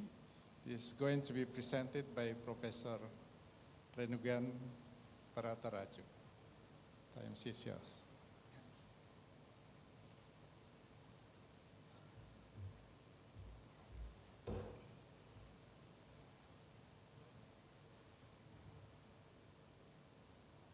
Okay, thank you so much, Mr. Chairman, the newly elected president. Congratulations, Dr. Mirzadeh, and distinguished guests, ladies and gentlemen. I guess the hall is still full, apart from the shopping tips from our MC. Let me get into the topic as soon as possible. The presentation today basically is going to be on graduate employability. I think it is everybody's problem, so I would like to propose the topic entitled Malaysian University Graduate Employability Enabler Model, the Cyberjaya Graduate Employability Enabler, CGEE. Now, just before I start, a quick information on the location. Cyberjaya is just a stone throw away from here, about 15 to 20 minutes. It's practically an ICT hub, whereby lots of company has been investing heavily in that region. You have about 1,000 to almost about 1,100 ICT companies investing heavily, lots of multinational company, big brothers are there basically working on lots of ICT solutions. And there are a lot of co-partners, as you can see, and a lot of universities as well have participated this particular program. As you can see, the logos, IBM, HSBC, Shell, AIA, Tech Mahindra, Amirio, etc. And there were 5 universities co-partnering, and this whole particular project has been led by University Putra Malaysia. Ladies and gentlemen, this is the landscape of graduate employability in Malaysia. If you can see clearly, well, as of today, we are hitting almost about 140,000 fresh graduates. But what is very interesting to see, the blue bar is basically supply. If you look at the demand, the brown bar basically is telling you that the supply is slightly above the demand. Now, this is something that the government also have planned, reason being not all fresh graduates have to be absorbed into the job market. Now, some of them definitely is going to go and further their studies, masters, etc. So therefore, we need that particular chunk as well in order research and development in the country to flourish. Now, this is something very, very important for me to highlight here. Moving forward, if you look at it, I'm going to zoom into a particular field. I've been talking about Cyberjaya, as I've said. Now, the focus area, or one of the niche field that we are going to talk about today and has been picked as a model is practically ICT field, and specifically in Cyberjaya. So if you look at the data, well, of course, it's about 2 years old. About 2013, we have started off this initiative. For 2 years, 2014, 2015, we have run the project, and 2016, we have concluded. So it's kind of a new project as well. Now, if you look at it, the data that you see here, as I've mentioned just now, 140,000 fresh graduates that we are churning out every year in the country. If you look at it, there is a sort of unemployed number there. What is important to understand that this data has been sort of harvested 6 months after the student have graduated. So which means that on the 7th, 8th or further, you may see a a drop or rather reduction in the number of unemployed graduates. So within 6 months, this is the data collected. So if you look at it, we are hovering around 30,000 graduates still actually seeking a job opportunity within the 6 months of their graduation. So this is very, very important number for us to look at it. Now, zooming straight into ICT, I'm going to concentrate on the fresh graduates here, basically. If you look at it in ICT, practically in Cyberjaya as well, if you look at the demand and the supply, we have a shortage about 4,000 students, basically, fresh graduates. Now, I'm not talking about the experienced talent. Experienced talents, we have much more opportunity, as you can see here. But as for today's discussion, this is regarding fresh graduates, so I'm going to stick to only the fresh graduates here. What I'm trying to show here is that there is a shortage, and let us address this shortage through this program. Now, very importantly, this program are basically complementing whatever existing program that we have regarding graduate employability. Now, specifically, we are looking into nurturing those students at a lower bottom. We call it a lower bottom 40%, so to say. Now, talking to the industry, this is what the industry say. Well, survey have shown that students fail their job interview, because of probably lack of communication. Now, well, when you ask the industry players or even a HR manager, they're going to tell you that, just because, they are not very fluent in English. But the fact remains that, or rather the irony is that, in Malaysia, the students are exposed for almost about 12 years or more in English language. So we thought that this might not be the case. Maybe there is something else which is missing that we need to find. So therefore, we said that find 12 years of exposure of the language, you should have a good command of the language itself, maybe something else missing. So therefore, we have designed the program and to look into the actual root cause of this whole problem. Now we need to look and see, we cannot be working in university alone, but we have to also look into the stakeholders. We have to talk to the industry, and therefore we have picked all those 5 industries, what you have seen here. For example, HSBC, IBM, Tech Mahindra, AIA, Shell Business, etc. Now, if you look at it, each one of these particular companies, they have their own method of recruiting fresh graduates. Some adopt train and place, some basically there is internship mode, etc. So we have to adopt that. We have to respect whatever HR rules that they have. And if you look at the link, Setia Haruman, as I've said, Setia Haruman is a company in Cyberjaya. He's a master developer of Cyberjaya, trying to actually set up this particular initiative so that the employment in Cyberjaya will be practically 100%. So they are basically the catalyzer between the academia and the industry.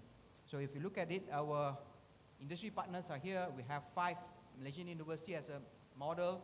University Putra Malaysia have taken the lead to carry out this particular project. Moving further, so you have industry on the side. On the other hand, you have the universities, and all this basically is being managed by a company itself. That means the master developer, Setia Haruman. Now, looking at that, I'm going to quickly look at the actual model here.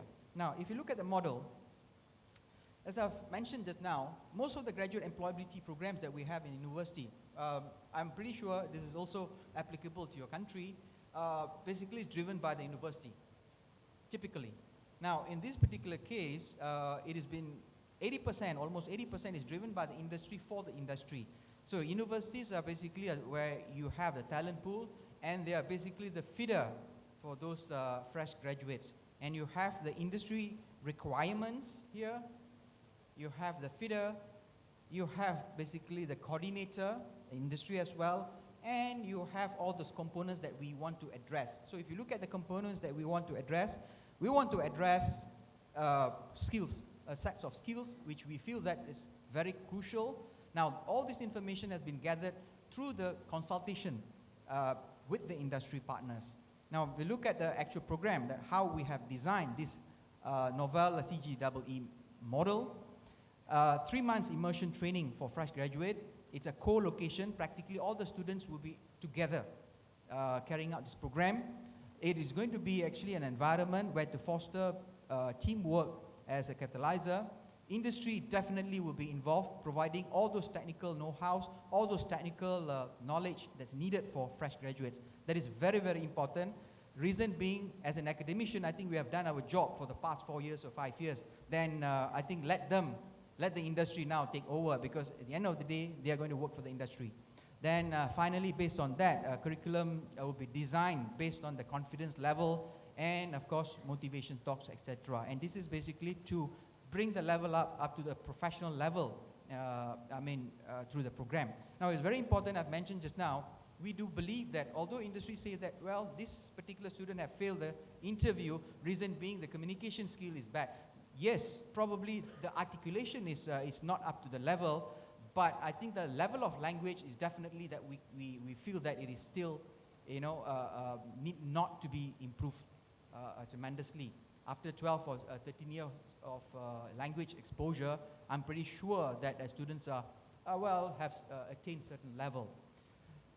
So zooming into the actual program content, if you look at it, we have 3 major components. You have the core specific skills that actually you have. This is basically on team building, a leader, team player, etc. And it will be infused into the program. You have the language, and attention, the language is a business language. It's not the one that actually we teach in the university. Then comes to all the other components where the competency is about regarding the work. And this has been infused into the program, and the whole ecosystem has been created, whereby the industry exposure and the confidence level kicks in. Now, if you look at it, attribute of learning is basically applied learning and experiential learning. This is where the model is so different than any other existing model in the country. Now, the performance, if you look at it, we only pick those students who have failed interview. I repeat, we put all those students or candidates into the interview. Whoever has failed, we pick them to be in the program. Because if you pick someone who's good, he might be actually employed anyway without even going through the program. So for that, we want to actually show that it is a zero to hero kind of program. So therefore, we have picked those who have actually poorly performed in the interview. The first test that we have taken, about 333 graduates were invited. Only 2 was ready for the job, practically was hired upon the interview. And the rest, we have invited them to participate in the program. 74 have registered, 3 months program, bingo, 7, and then we put them back into the same employer. 70 out of 74 were gainfully employed. Remember, 3 months before all of them failed, after 3 months later, the 74 went back to the same interviewer, and bingo, they got the job. Now, as you can see, it's not 100%, 95%, 70 out of 74. 4, of course, after 3 months, they had some other plans. I think 2 of them got pregnant, not through the program. I think it is, they got married, etc. So they had to pursue their family life. So this is okay, this is fine. But technically speaking, 95% is what we are looking for. Some say this is a fluke. We have repeated the model again, CGEE. As you can see, the actual performance is 96%. Again, I repeat, we only work with students who have failed interview. Whoever failed interview, that is the criteria to enter the program. You don't have to have an A. We don't need an A student. We need a C student, or practically we need a B student, so to say. And we infuse them with all those attributes, and we bring them back to the interview. The same HR manager will interview them, and finally, that is the outcome that you get.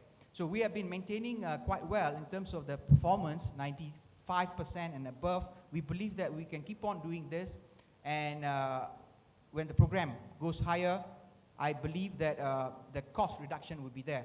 Now, outcome, basically, it is nurturing, it is complementing the existing program, ladies and gentlemen.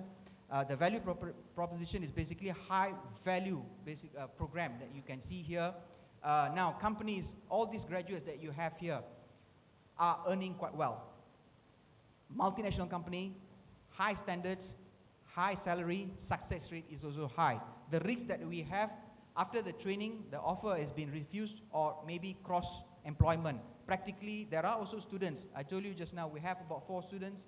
well, 2 of them choose to actually work for some other companies other than these 5 you see here. But they are gainfully employed. Now the summary, and of course for that, there is a monetary loss. We invest in the student after 3 months, well, they walk away. But at the end of the day, they are gainfully employed. That's what matters. That is important, I guess. Well, finally, what I can say is this particular program is indeed quite unique. And it is practically for industry, driven by industry. Universities are just feeder of talent. With that, ladies and gentlemen, thank you so much. If you have any question, I'll be happy to assist. Thank you, Professor Parataraju. Again, we will take 1 or 2 questions from the floor. A question from this side? Okay. Kindly introduce yourself. Not too hard question. Not a very good student, although I run this program. Yes, I will not ask you a hard question to this. Thank you, Bajun. Thank you for your nice presentation. And I think that should be a good model that can be integrated in the university curriculum, probably. So it will be, more effective. And then if it is applied by all the Malaysian universities, then your programs is, successful in the way that it is adopted by the universities in their curriculum. Probably Yes. that's also only an idea that could be applied for Yeah. the Malaysian universities. Thank you. Yeah, it is probably a suggestion, I guess. Indeed, that is the way forward. And it is important to be done at the university because there will be a reduction of cost. Well, the cost of the program, if I may mention, per head for 3 months, it's about almost $2,000 US. Now, that is for a smaller group. But when the group becomes big, we can even look at a number about 1,000 or 1,200 US. Now, this is worthwhile for high impact jobs to start with. But if you can do it at the university, which we are planning as well, I think there will be a huge saving in terms of cost as well to run the program. Now, very important, program should only nurture those who really needs. That means the lower bottom graduates. That's very, very important. Okay. Thank you so Thank you so much. Professor Parataraju. Let us give him a big applause. The next country report will be coming from Thailand. This is about the enhancing borderless open access educations. I would like to invite Professor Tapani Tameta or okay. Okay. Professor Jintavi Kiasyang is going to present this report.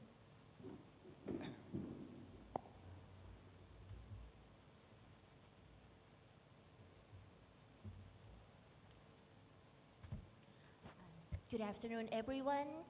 Apakawa and Sawadika. It is very of my honor to have an opportunity to do the country report for Thailand.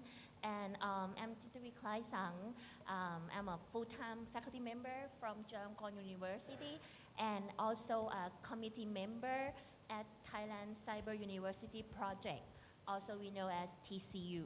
So basically, TCU is responsible in terms of the ICT integration in higher education.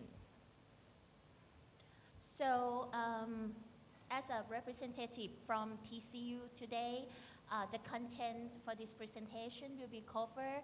First, the background situation. The second is the current state of Thai OER, OCW, and MOOCs. And also the third topic will be the strategies that how can we integrate this innovative technology into our higher education. So for Thailand, in terms of their higher education policy, we have the second 15 years long range higher education plan that we focus on the responsible, not only the higher education students, but we also give emphasis to the working people. And we provide not only the continuing education, in open opportunity and also in the flexible pathways. And also we emphasize on the developing of ICT infrastructures for lifelong learning. So if we consider now there are 1.3 million university students, while there are up to 39 million working age people in Thailand. If we're looking at the demographics of higher education institute in Thailand, right now we have 156 higher education institutes, and 80 of them are public and 75 are private. So if you're looking at this supply comparing to this demand, we are okay in terms of the supply, in terms of the institution for our higher education students, but we still have 39 million working age people in Thailand. So the question is, could OER, OCW, and MOOCs address such challenges for the Thai higher education? And also these three areas are our flagship projects, TCU flagship projects that we have been doing. So for the current state of Thai OER, OCW, and MOOCs, here we have the Ministry of Education, and TCU is one of the is the initiative under the Office of the Higher Education Commission.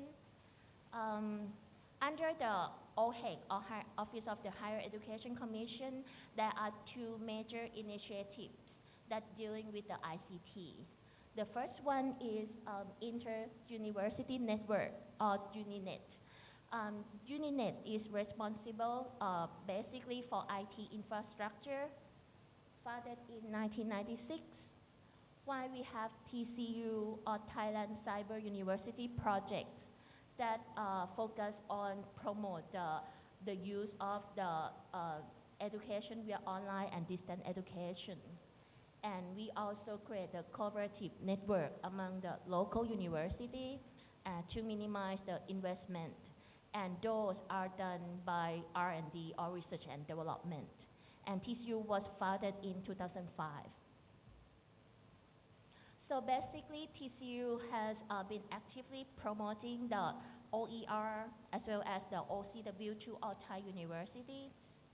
And we can refer to as a public content provider, providing different type of digital contents. And all the resources can be reached at thaicyberu.go.th is the portal. And this is how it looks like. We have, for TCU Consortium, we have up to 38 major public and private universities that join this consortium. And we have up to 858 courseware ready for learning via the TCU web portal. Currently, we offer over 800 freely available courses through the portal, and we have more than 100,000 learners that have enrolled in one or more courses. We have more than 1.4 million people have visited the portal so far, and also we offer a range of certificate programs as well, with over 110,000 persons have participated. This is one of the example of our OCW. As you can, you may not know what kind of subject is this, since it's in Thai, but this is the courseware about how to make ice cream. So, you know, like in this kind of content, TCU has looked for the university where have the expertise in, you know, like the good culinary school. So, and once we found one, we invite, you know, the university to come and develop this course in that particular expertise for us. So this is one of the example. Okay. So you can see that the process in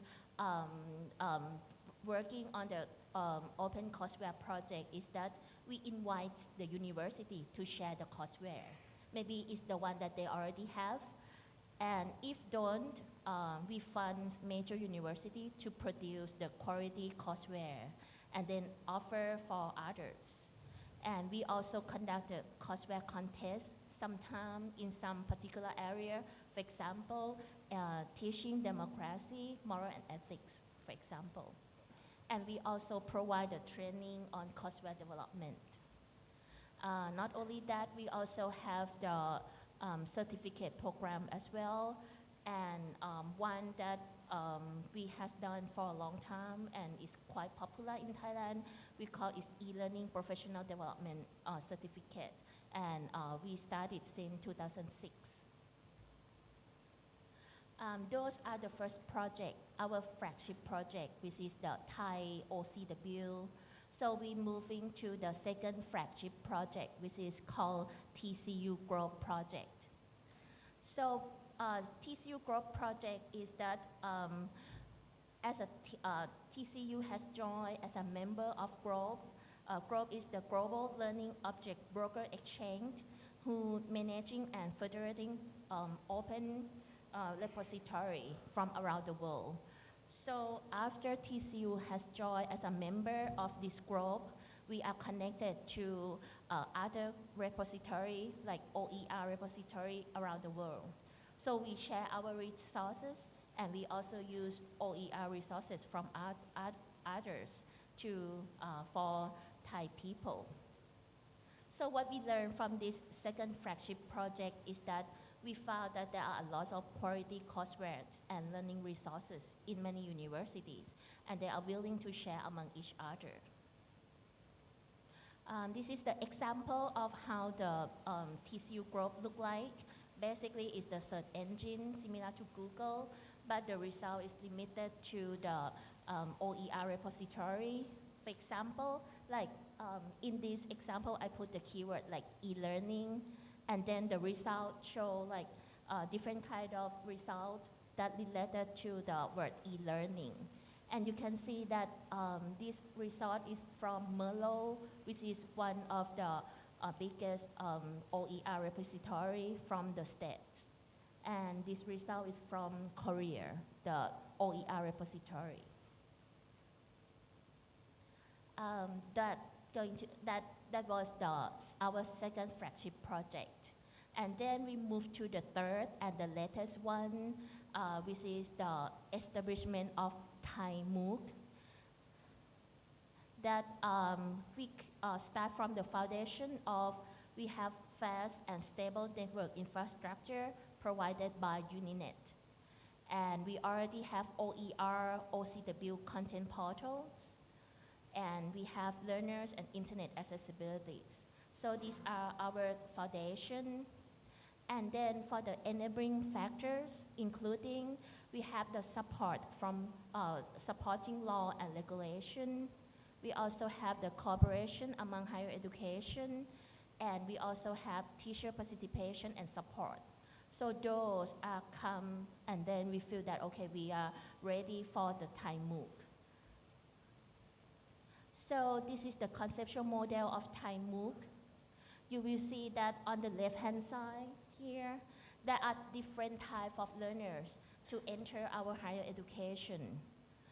So the first case is that, let's say that if you are a Thai citizen and you want to learn any courses for your personal interest, if so, you will go to Thai MOOC and finish course and gain the knowledge.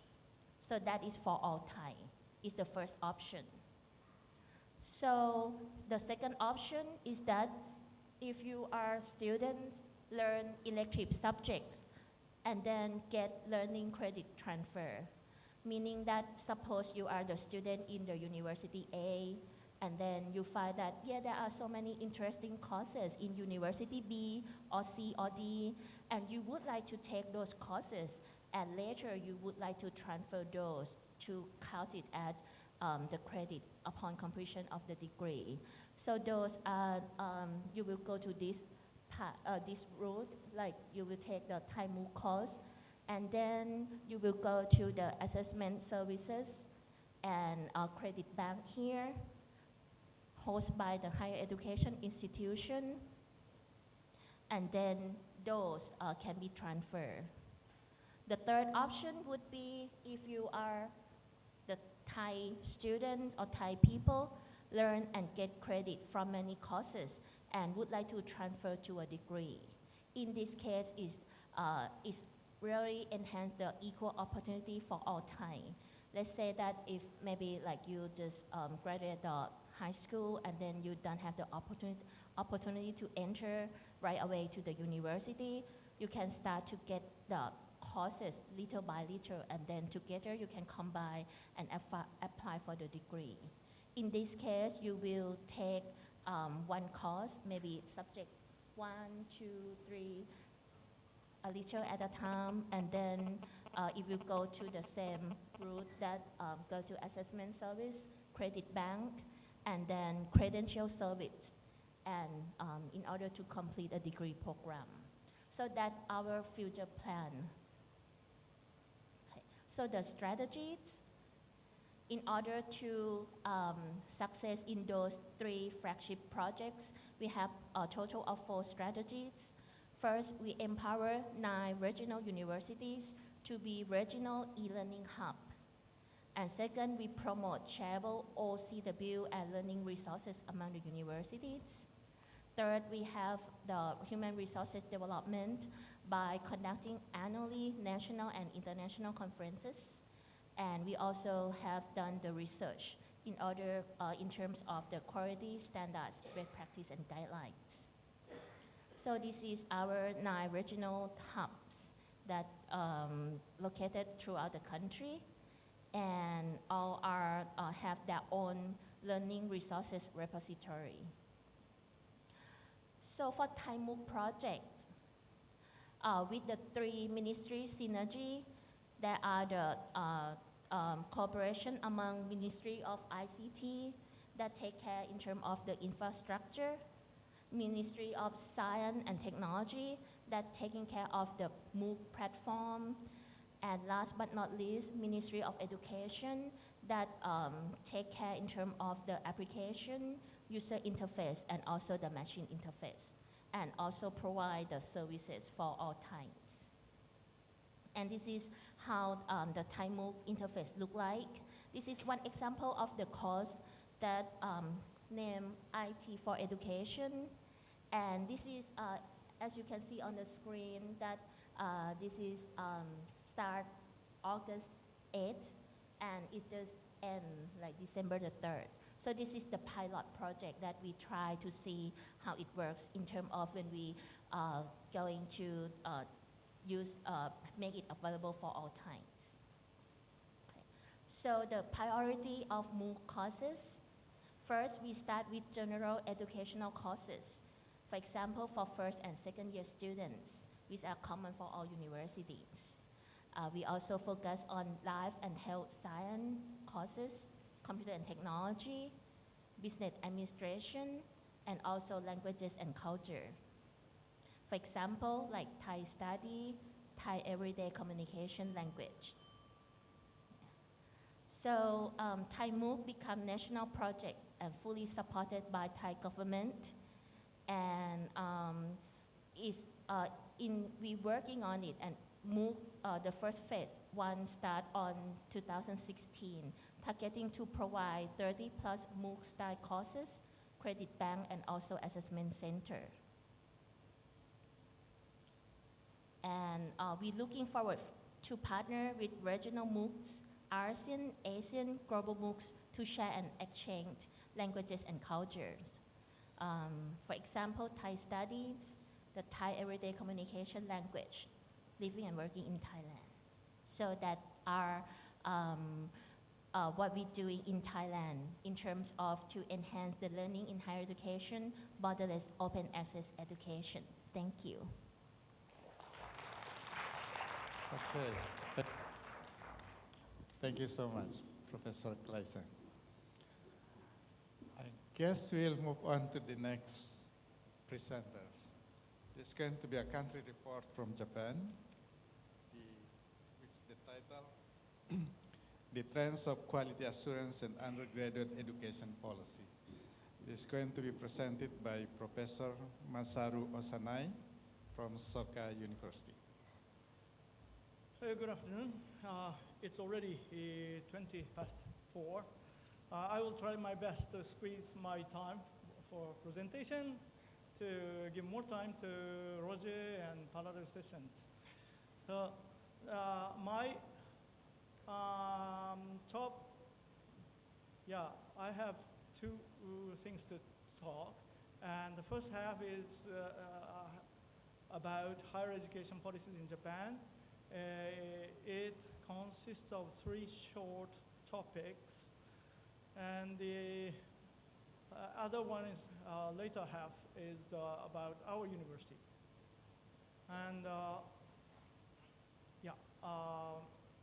the former half is about quality assurance system and structure of undergraduate education programs and leadership of presidents. Okay. Firstly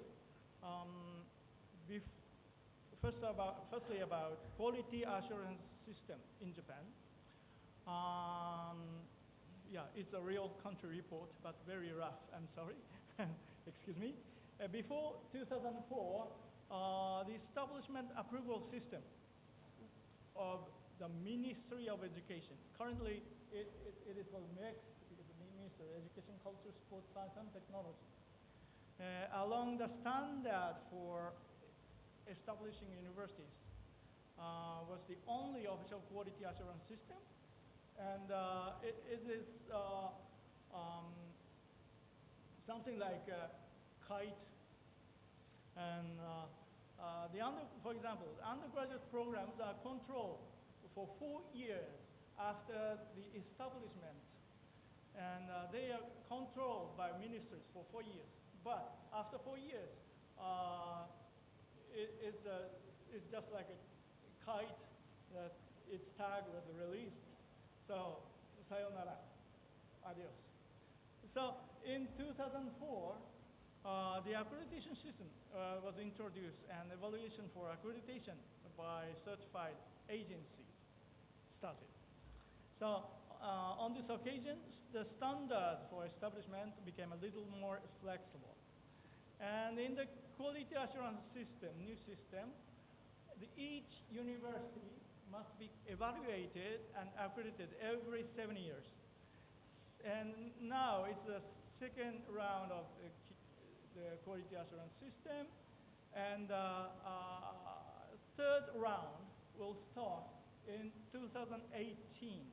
And it is said that more attention will be paid for 3 policies, called 3 policies: admission policy, curriculum policy, and diploma policy.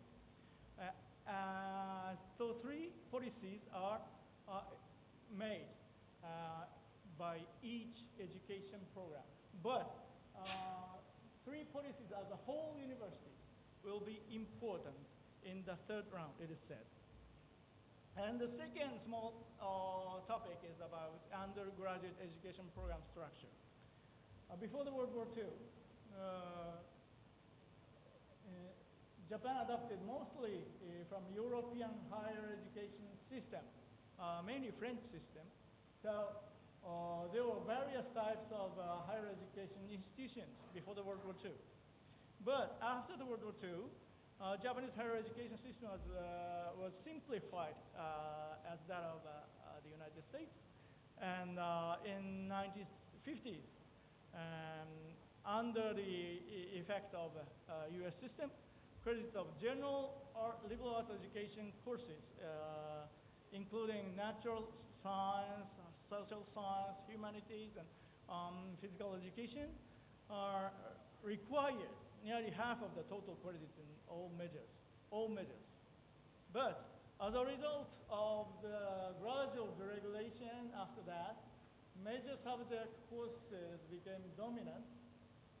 For example, in Faculty of Medicine, medical courses became dominant, and general education courses requirements were almost disappeared in 1990s. But 1990s, before the beginning of 1990s, major Japanese enterprises said that it's okay. We can provide our own training system to new workforces. So they didn't care if the students didn't study seriously in their universities. But in 1990s, economic recession started, and later in 1990s, the value of liberal arts education courses were rediscovered in that meaning.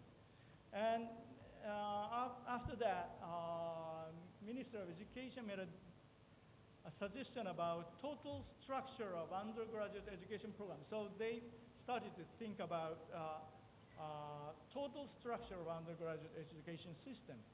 Then they started to emphasize the total policy. 3 policies: admission policy, curriculum policy, and diploma policy of each university and each of its education programs. Yeah, of course, diploma policy is very important. Then curriculum policy and admission policy. And the third small topic is that since last year, the amendments of the school education law obliged all Japanese universities to review their rules to ensure university president's authority and leadership. Because so far, in many universities, there are rules that faculty meeting made an important decision. But last year, all such rules were forced to change. And anyway, these 3 topics is connected to the 3 policies of the whole university by the leadership of president. Yeah, it is more and more focused in Japan.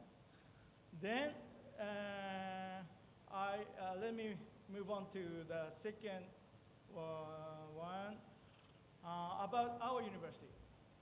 In 2014, Minister of Education designated 37 Japanese universities as the top global universities. Among 37, 13 universities are aiming to be well ranked in the World University Rankings, and because they are so-called research universities. And 24 others, including Soka University, are expected to show good examples of education and globalization. We are included in 24 because we are middle-sized university with 8,000 students. It's just middle-sized university. And we are founded in 1971 in the suburbs of Tokyo. And our founding principle is about education, culture, and peace. Our founder, Daisaku Ikeda, is a Buddhist, but our founding principles do not include Buddhist words. Then, according to Japanese media, Soka University is said that it's the only one university, Japanese university, impossible to be compared by selectivity. According to the selectivity data, Soka University looks like a middle-class university, but there are some students who chose Soka University after passing the University of Tokyo. And our students' love and devotion to the university brought the success in their job hunting, well as job qualification exams, like a bar examination. Yeah, our university is stepping forward with Southeast Asia. The list of the first university signed with us in each country. By the way, we signed with the UPM in 2000. Yeah. And Her Royal Highness Princess came on campus, on our campus last year. Okay. And we are established in 1971, but already in 1975, we made a MOU with Chinese University Hong Kong and Beijing University with 1979. And among them, the right students on the right is current Chinese ambassador to Japan. He was graduate of Soka University, and we are already signed with Moscow State University in the same year. And we have, we had a branch campus in America, but it's already independent. And we have 5 engines of international exchange. The first one is Japanese Studies Center, offering preparatory Japanese language program. The second one is international dormitory with a large capacity. And we are in the suburbs of Tokyo. It's very rare that university in Tokyo area has a big capacity dormitory. And third one is we have more than 100 courses in English in middle-sized university. And the fourth one is we have our own scholarship system for international students. And the last one is our Japanese students are very much outgoing. Thank you very much. That's the end of my presentation. And we are waiting with 2,500 cherry trees on campus. At the moment of ASAIHL meeting in 2018. Thank you very much. Okay. Thank you so much, Professor Masaru Osanai. One question? Again, Professor Robert.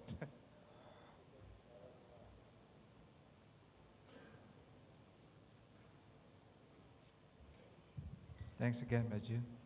My name is Robert Mulder from Samratulangi University. I heard from your presentation that regarding the accreditation, if I'm not mistaken, for Japanese universities, accreditation is an optional and not a mandatory, because in our country, accreditation is considered as a mandatory that has to be followed by all the universities in Indonesia. I don't know, just ask about that. Thank you. It is said it's mandatory, but I don't know if there is a penalty if we didn't get accreditation system. Thank you. All right. Thank you so much. Thank you. Let's just give him a big applause. We would like to invite Professor Roger Prutas from University of Montpellier, France, to give his country report.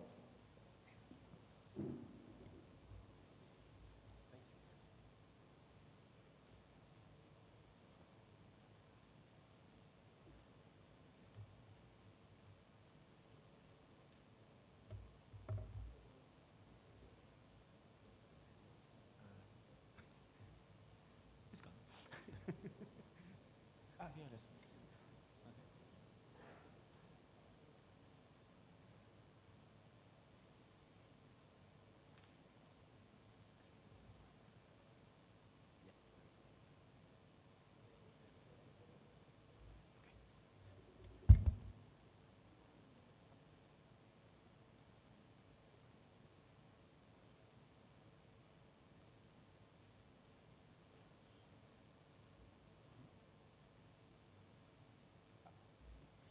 Thank you very much, Mr. Chairman. Today, actually, we are, as you can say, living in a changing world. If you remember, I would say all of you here, including myself, remember not that long ago, university and studies was like that. Okay, students chatting, discussing, and exchanging written material using paper and pencils and pens. and sometimes maybe giving a phone call. No internet, no email, no WhatsApp, no Facebook, no Twitter, nothing like this. That we all know. But things have changed a lot. Today, if you have experience of teaching, it looks a lot more like that. Computers everywhere. Oh, sorry. Computers everywhere in the classroom. It's a lot more virtual. Even everywhere, actually, even at the restaurant. And one key point is that it's not only virtual and connected, but the focus is somewhere else. When you look at what is on the screen in terms of lecture, and you look at what is on the screen on the student desk, it's not exactly the same thing. And very often, students follow something else. They are very much used to do that, even in any kind of classroom under the table. So we have a big problem with teaching, and we need to address it maybe in a different way. The technology has improved, has changed. We need to adapt to that technology. And to ask ourselves a question, what is teaching? Teaching is, first of all, a sociological issue. And we developed a lot of MOOCs now, but there are problems associated with MOOCs. They are time-consuming, it is true. The drop rate is extremely high, which is a problem also, but mostly there are two things that we cannot achieve with MOOCs. With MOOCs, we cannot do real-time teaching. We are not facing the students. And we also cannot have a good group behavior. It's individual behavior. We don't know how the people behave. You just may decide to stop following the MOOCs and watch the football game on TV. So there is something very important, is that the social behavior, especially in classroom, is a key for education and learning. We have to implement that. It is very important. So, two key questions for tomorrow is, how can we make compatible novel technology and social behavior? Well, in other words, how to catch the attention of the students and the public. Second point is, how can we reach more people? In other words, how can we try to use this new technology to develop international long-distance teaching? So we have different solutions. There is one solution which has been exemplified and demonstrated by Professor Le Chanbin, which is to develop joint international institutions, universities and curricula, and have people being located in a different place or moving back and forth between different places. There is another solution that we do implement as well, is the video conference. It is something we do a lot, like for instance in Thailand, in a joint master curriculum, where you can see here is two pictures taken at the same time, but one in Montpellier with one teacher giving the course, and you see the students on the screen, and the other one taken at the same time, but in Thailand, with the students in the room and listening to the professor you see here. So it is something that works very well, and you can fulfill the 2 points I mentioned earlier, is that we have a real-time interaction, and also there is a group behavior, there is a classroom social group behavior, which is very important, and students are therefore focused. There is another way which we are developing also.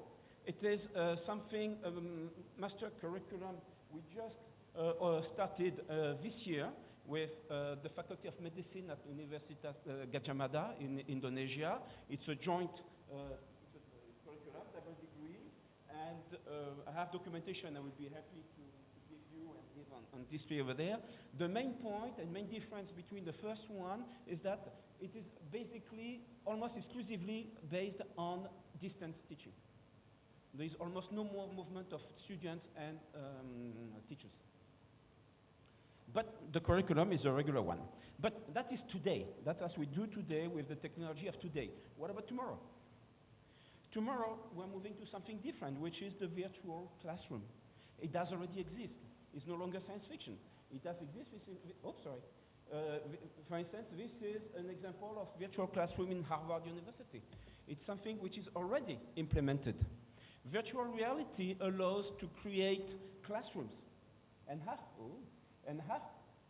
people, students located within the classrooms. We can still have the real-time contact.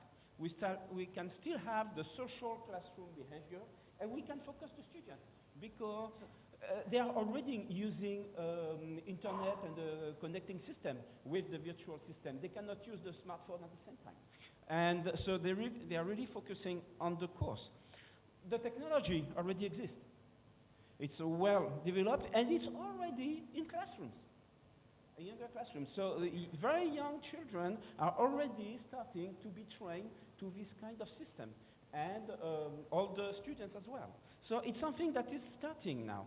It is implemented in many domains, which is games, of course, training for pilots, planes or boats, in the training of militaries, of course, soldiers, in architecture, in medicine, in the design then of cars, planes, or material technology, and many other fields. We need to develop that more in education. And I will take as an example medicine, telesurgery.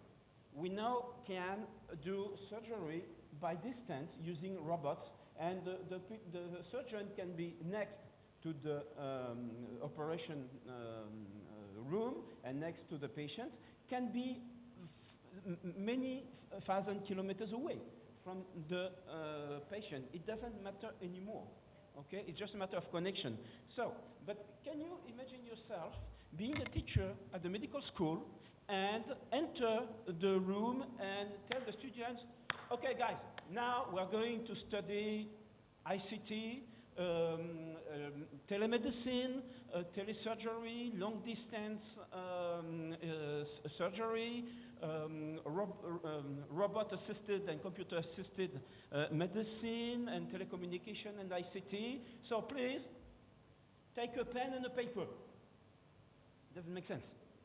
If we want to teach this kind of new technology, breakthrough technology, cutting-edge technology, we have to use that as well for the teaching. That is the future, that is tomorrow. We cannot teach tomorrow with the tools of yesterday. So it's a very important move that is facing us. This is ahead of us. It is, of course, still the very beginning of this technology, but you saw with many technologies, computers, smartphone, whatever, it's growing very fast. And in a few years, we have more and more and more. We have to be ready for that. So what is important is that we must prepare tomorrow. Technology is present. We have the technology. And that is not really a problem. But having the technology available is far from enough. Technology is one thing, but is not the whole question. We have many questions to be addressed beyond the technology itself, which is already available and will improve in the coming years. It will be easier and easier and more efficient and more powerful. One thing we have to address is the technical issue. Software dedicated to education. Transfer of data to different centers made into a network of resident servers to teach. We need to work on the synchrony. We need to synchronize the different system if we want to have a real international course. But we have also to address legal issues beyond those technical issues. What is important? We are talking about a consortium of universities, of faculties, of schools. That's fine, but who gives the degree? Which degree? What kind of degree are we talking about? How do we call this degree? What is it? It's something new. We have to create it. What about the graduate school? We have one rule from one given graduate school. That's fine, but what about the other? They may not necessarily have exactly the same rules. Are they going to agree on the rules from the first graduate school? Not necessarily. So what we need to do is to create a kind of international graduate school devoted to this kind of international teaching system and to have new rules for that. We need to have this to fit with university rules, of course, and the mandates and the objectives of the university. That's obvious, okay? But we have also to do the very same with the national rules, governmental rules, and the mandates and objectives. And we need to get governmental endorsement. If we have several countries involved, it means several governmental endorsements. And we need approval from different governments who may not have exactly the same idea.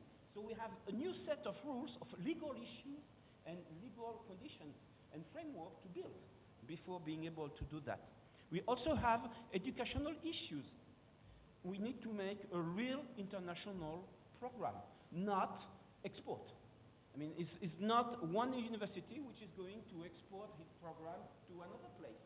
No, if we want something to work, we need to do a real one. No leading partner imposing their programs on the so-called lagging partners. Now, everybody is the same. What is important is to create a de novo or ex nihilo program, something totally new, brand new.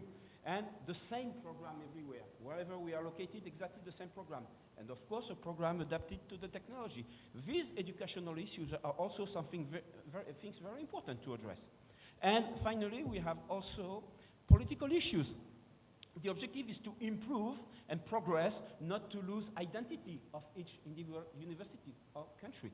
As I said before, we need to have this to fit with university and national rules, mandates, and objectives. We should not try to develop in the future something in competition with what we could call the traditional ways. There's no place for competition. It should be complementary.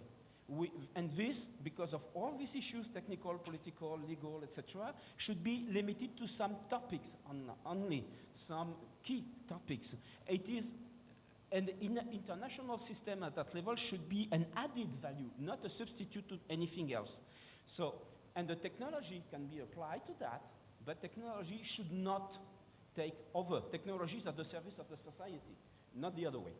And so, just to conclude on my talk on that, that's exactly the kind of project we are trying to set up now, beyond the system Professor Lechanbin described, or the system with the joint master curriculum we developed in Indonesia. Now we're trying to launch a new project, which is called TEACH, and which is, title is the same of my talk, developing new generation of ICT-based international curricula in health environment in Europe and Southeast Asia, European project. The idea being to actually develop this framework, trying to explore these issues in terms of teaching content, compatibility with existing curricula, the rules for a new vision of the graduate school, international, develop the demonstration tools to show that it works. And develop the virtual classroom system itself and the programs, but also work on the international credit system. We are all together, there is no transfer anymore. It's a shared system. And the quality assessment system for the teaching, it's something new. The quality assessment system we have not necessarily applied to that. They are not necessarily adapted to that. And the conclusion, I would say, I really don't know whether we will be successful. But asking questions is really the beginning of success. Opening avenues and trying to develop new things. And with this, I will end up my talk, and thank you for your attention. Okay, thank you so much, Professor Roger Prutas. I guess we will conclude this session. Again, thank you so much, Professor Roger Prutas. Once again, so I'll ask you to give a big round of applause to all presenters in these sessions. Again, this is the end of this session. I will return this microphone to the MC. Thank you very much, Professor Dr. Junadi Muhyiddin, for chairing the session just now. Can I just remind you that we have tea and coffee served now. It's on the second floor, not outside here, second floor, where all the parallel sessions will be beginning soon as well. According to the timetable, I think it's going to be starting at about 5:05. Yeah, so please enjoy the tea. Don't forget about the dinner tonight. There will also be traditional performances that arranged by the UPM. So please enjoy the next few hours of your parallel session, and then hope to see you during dinner tonight. Thank you very much.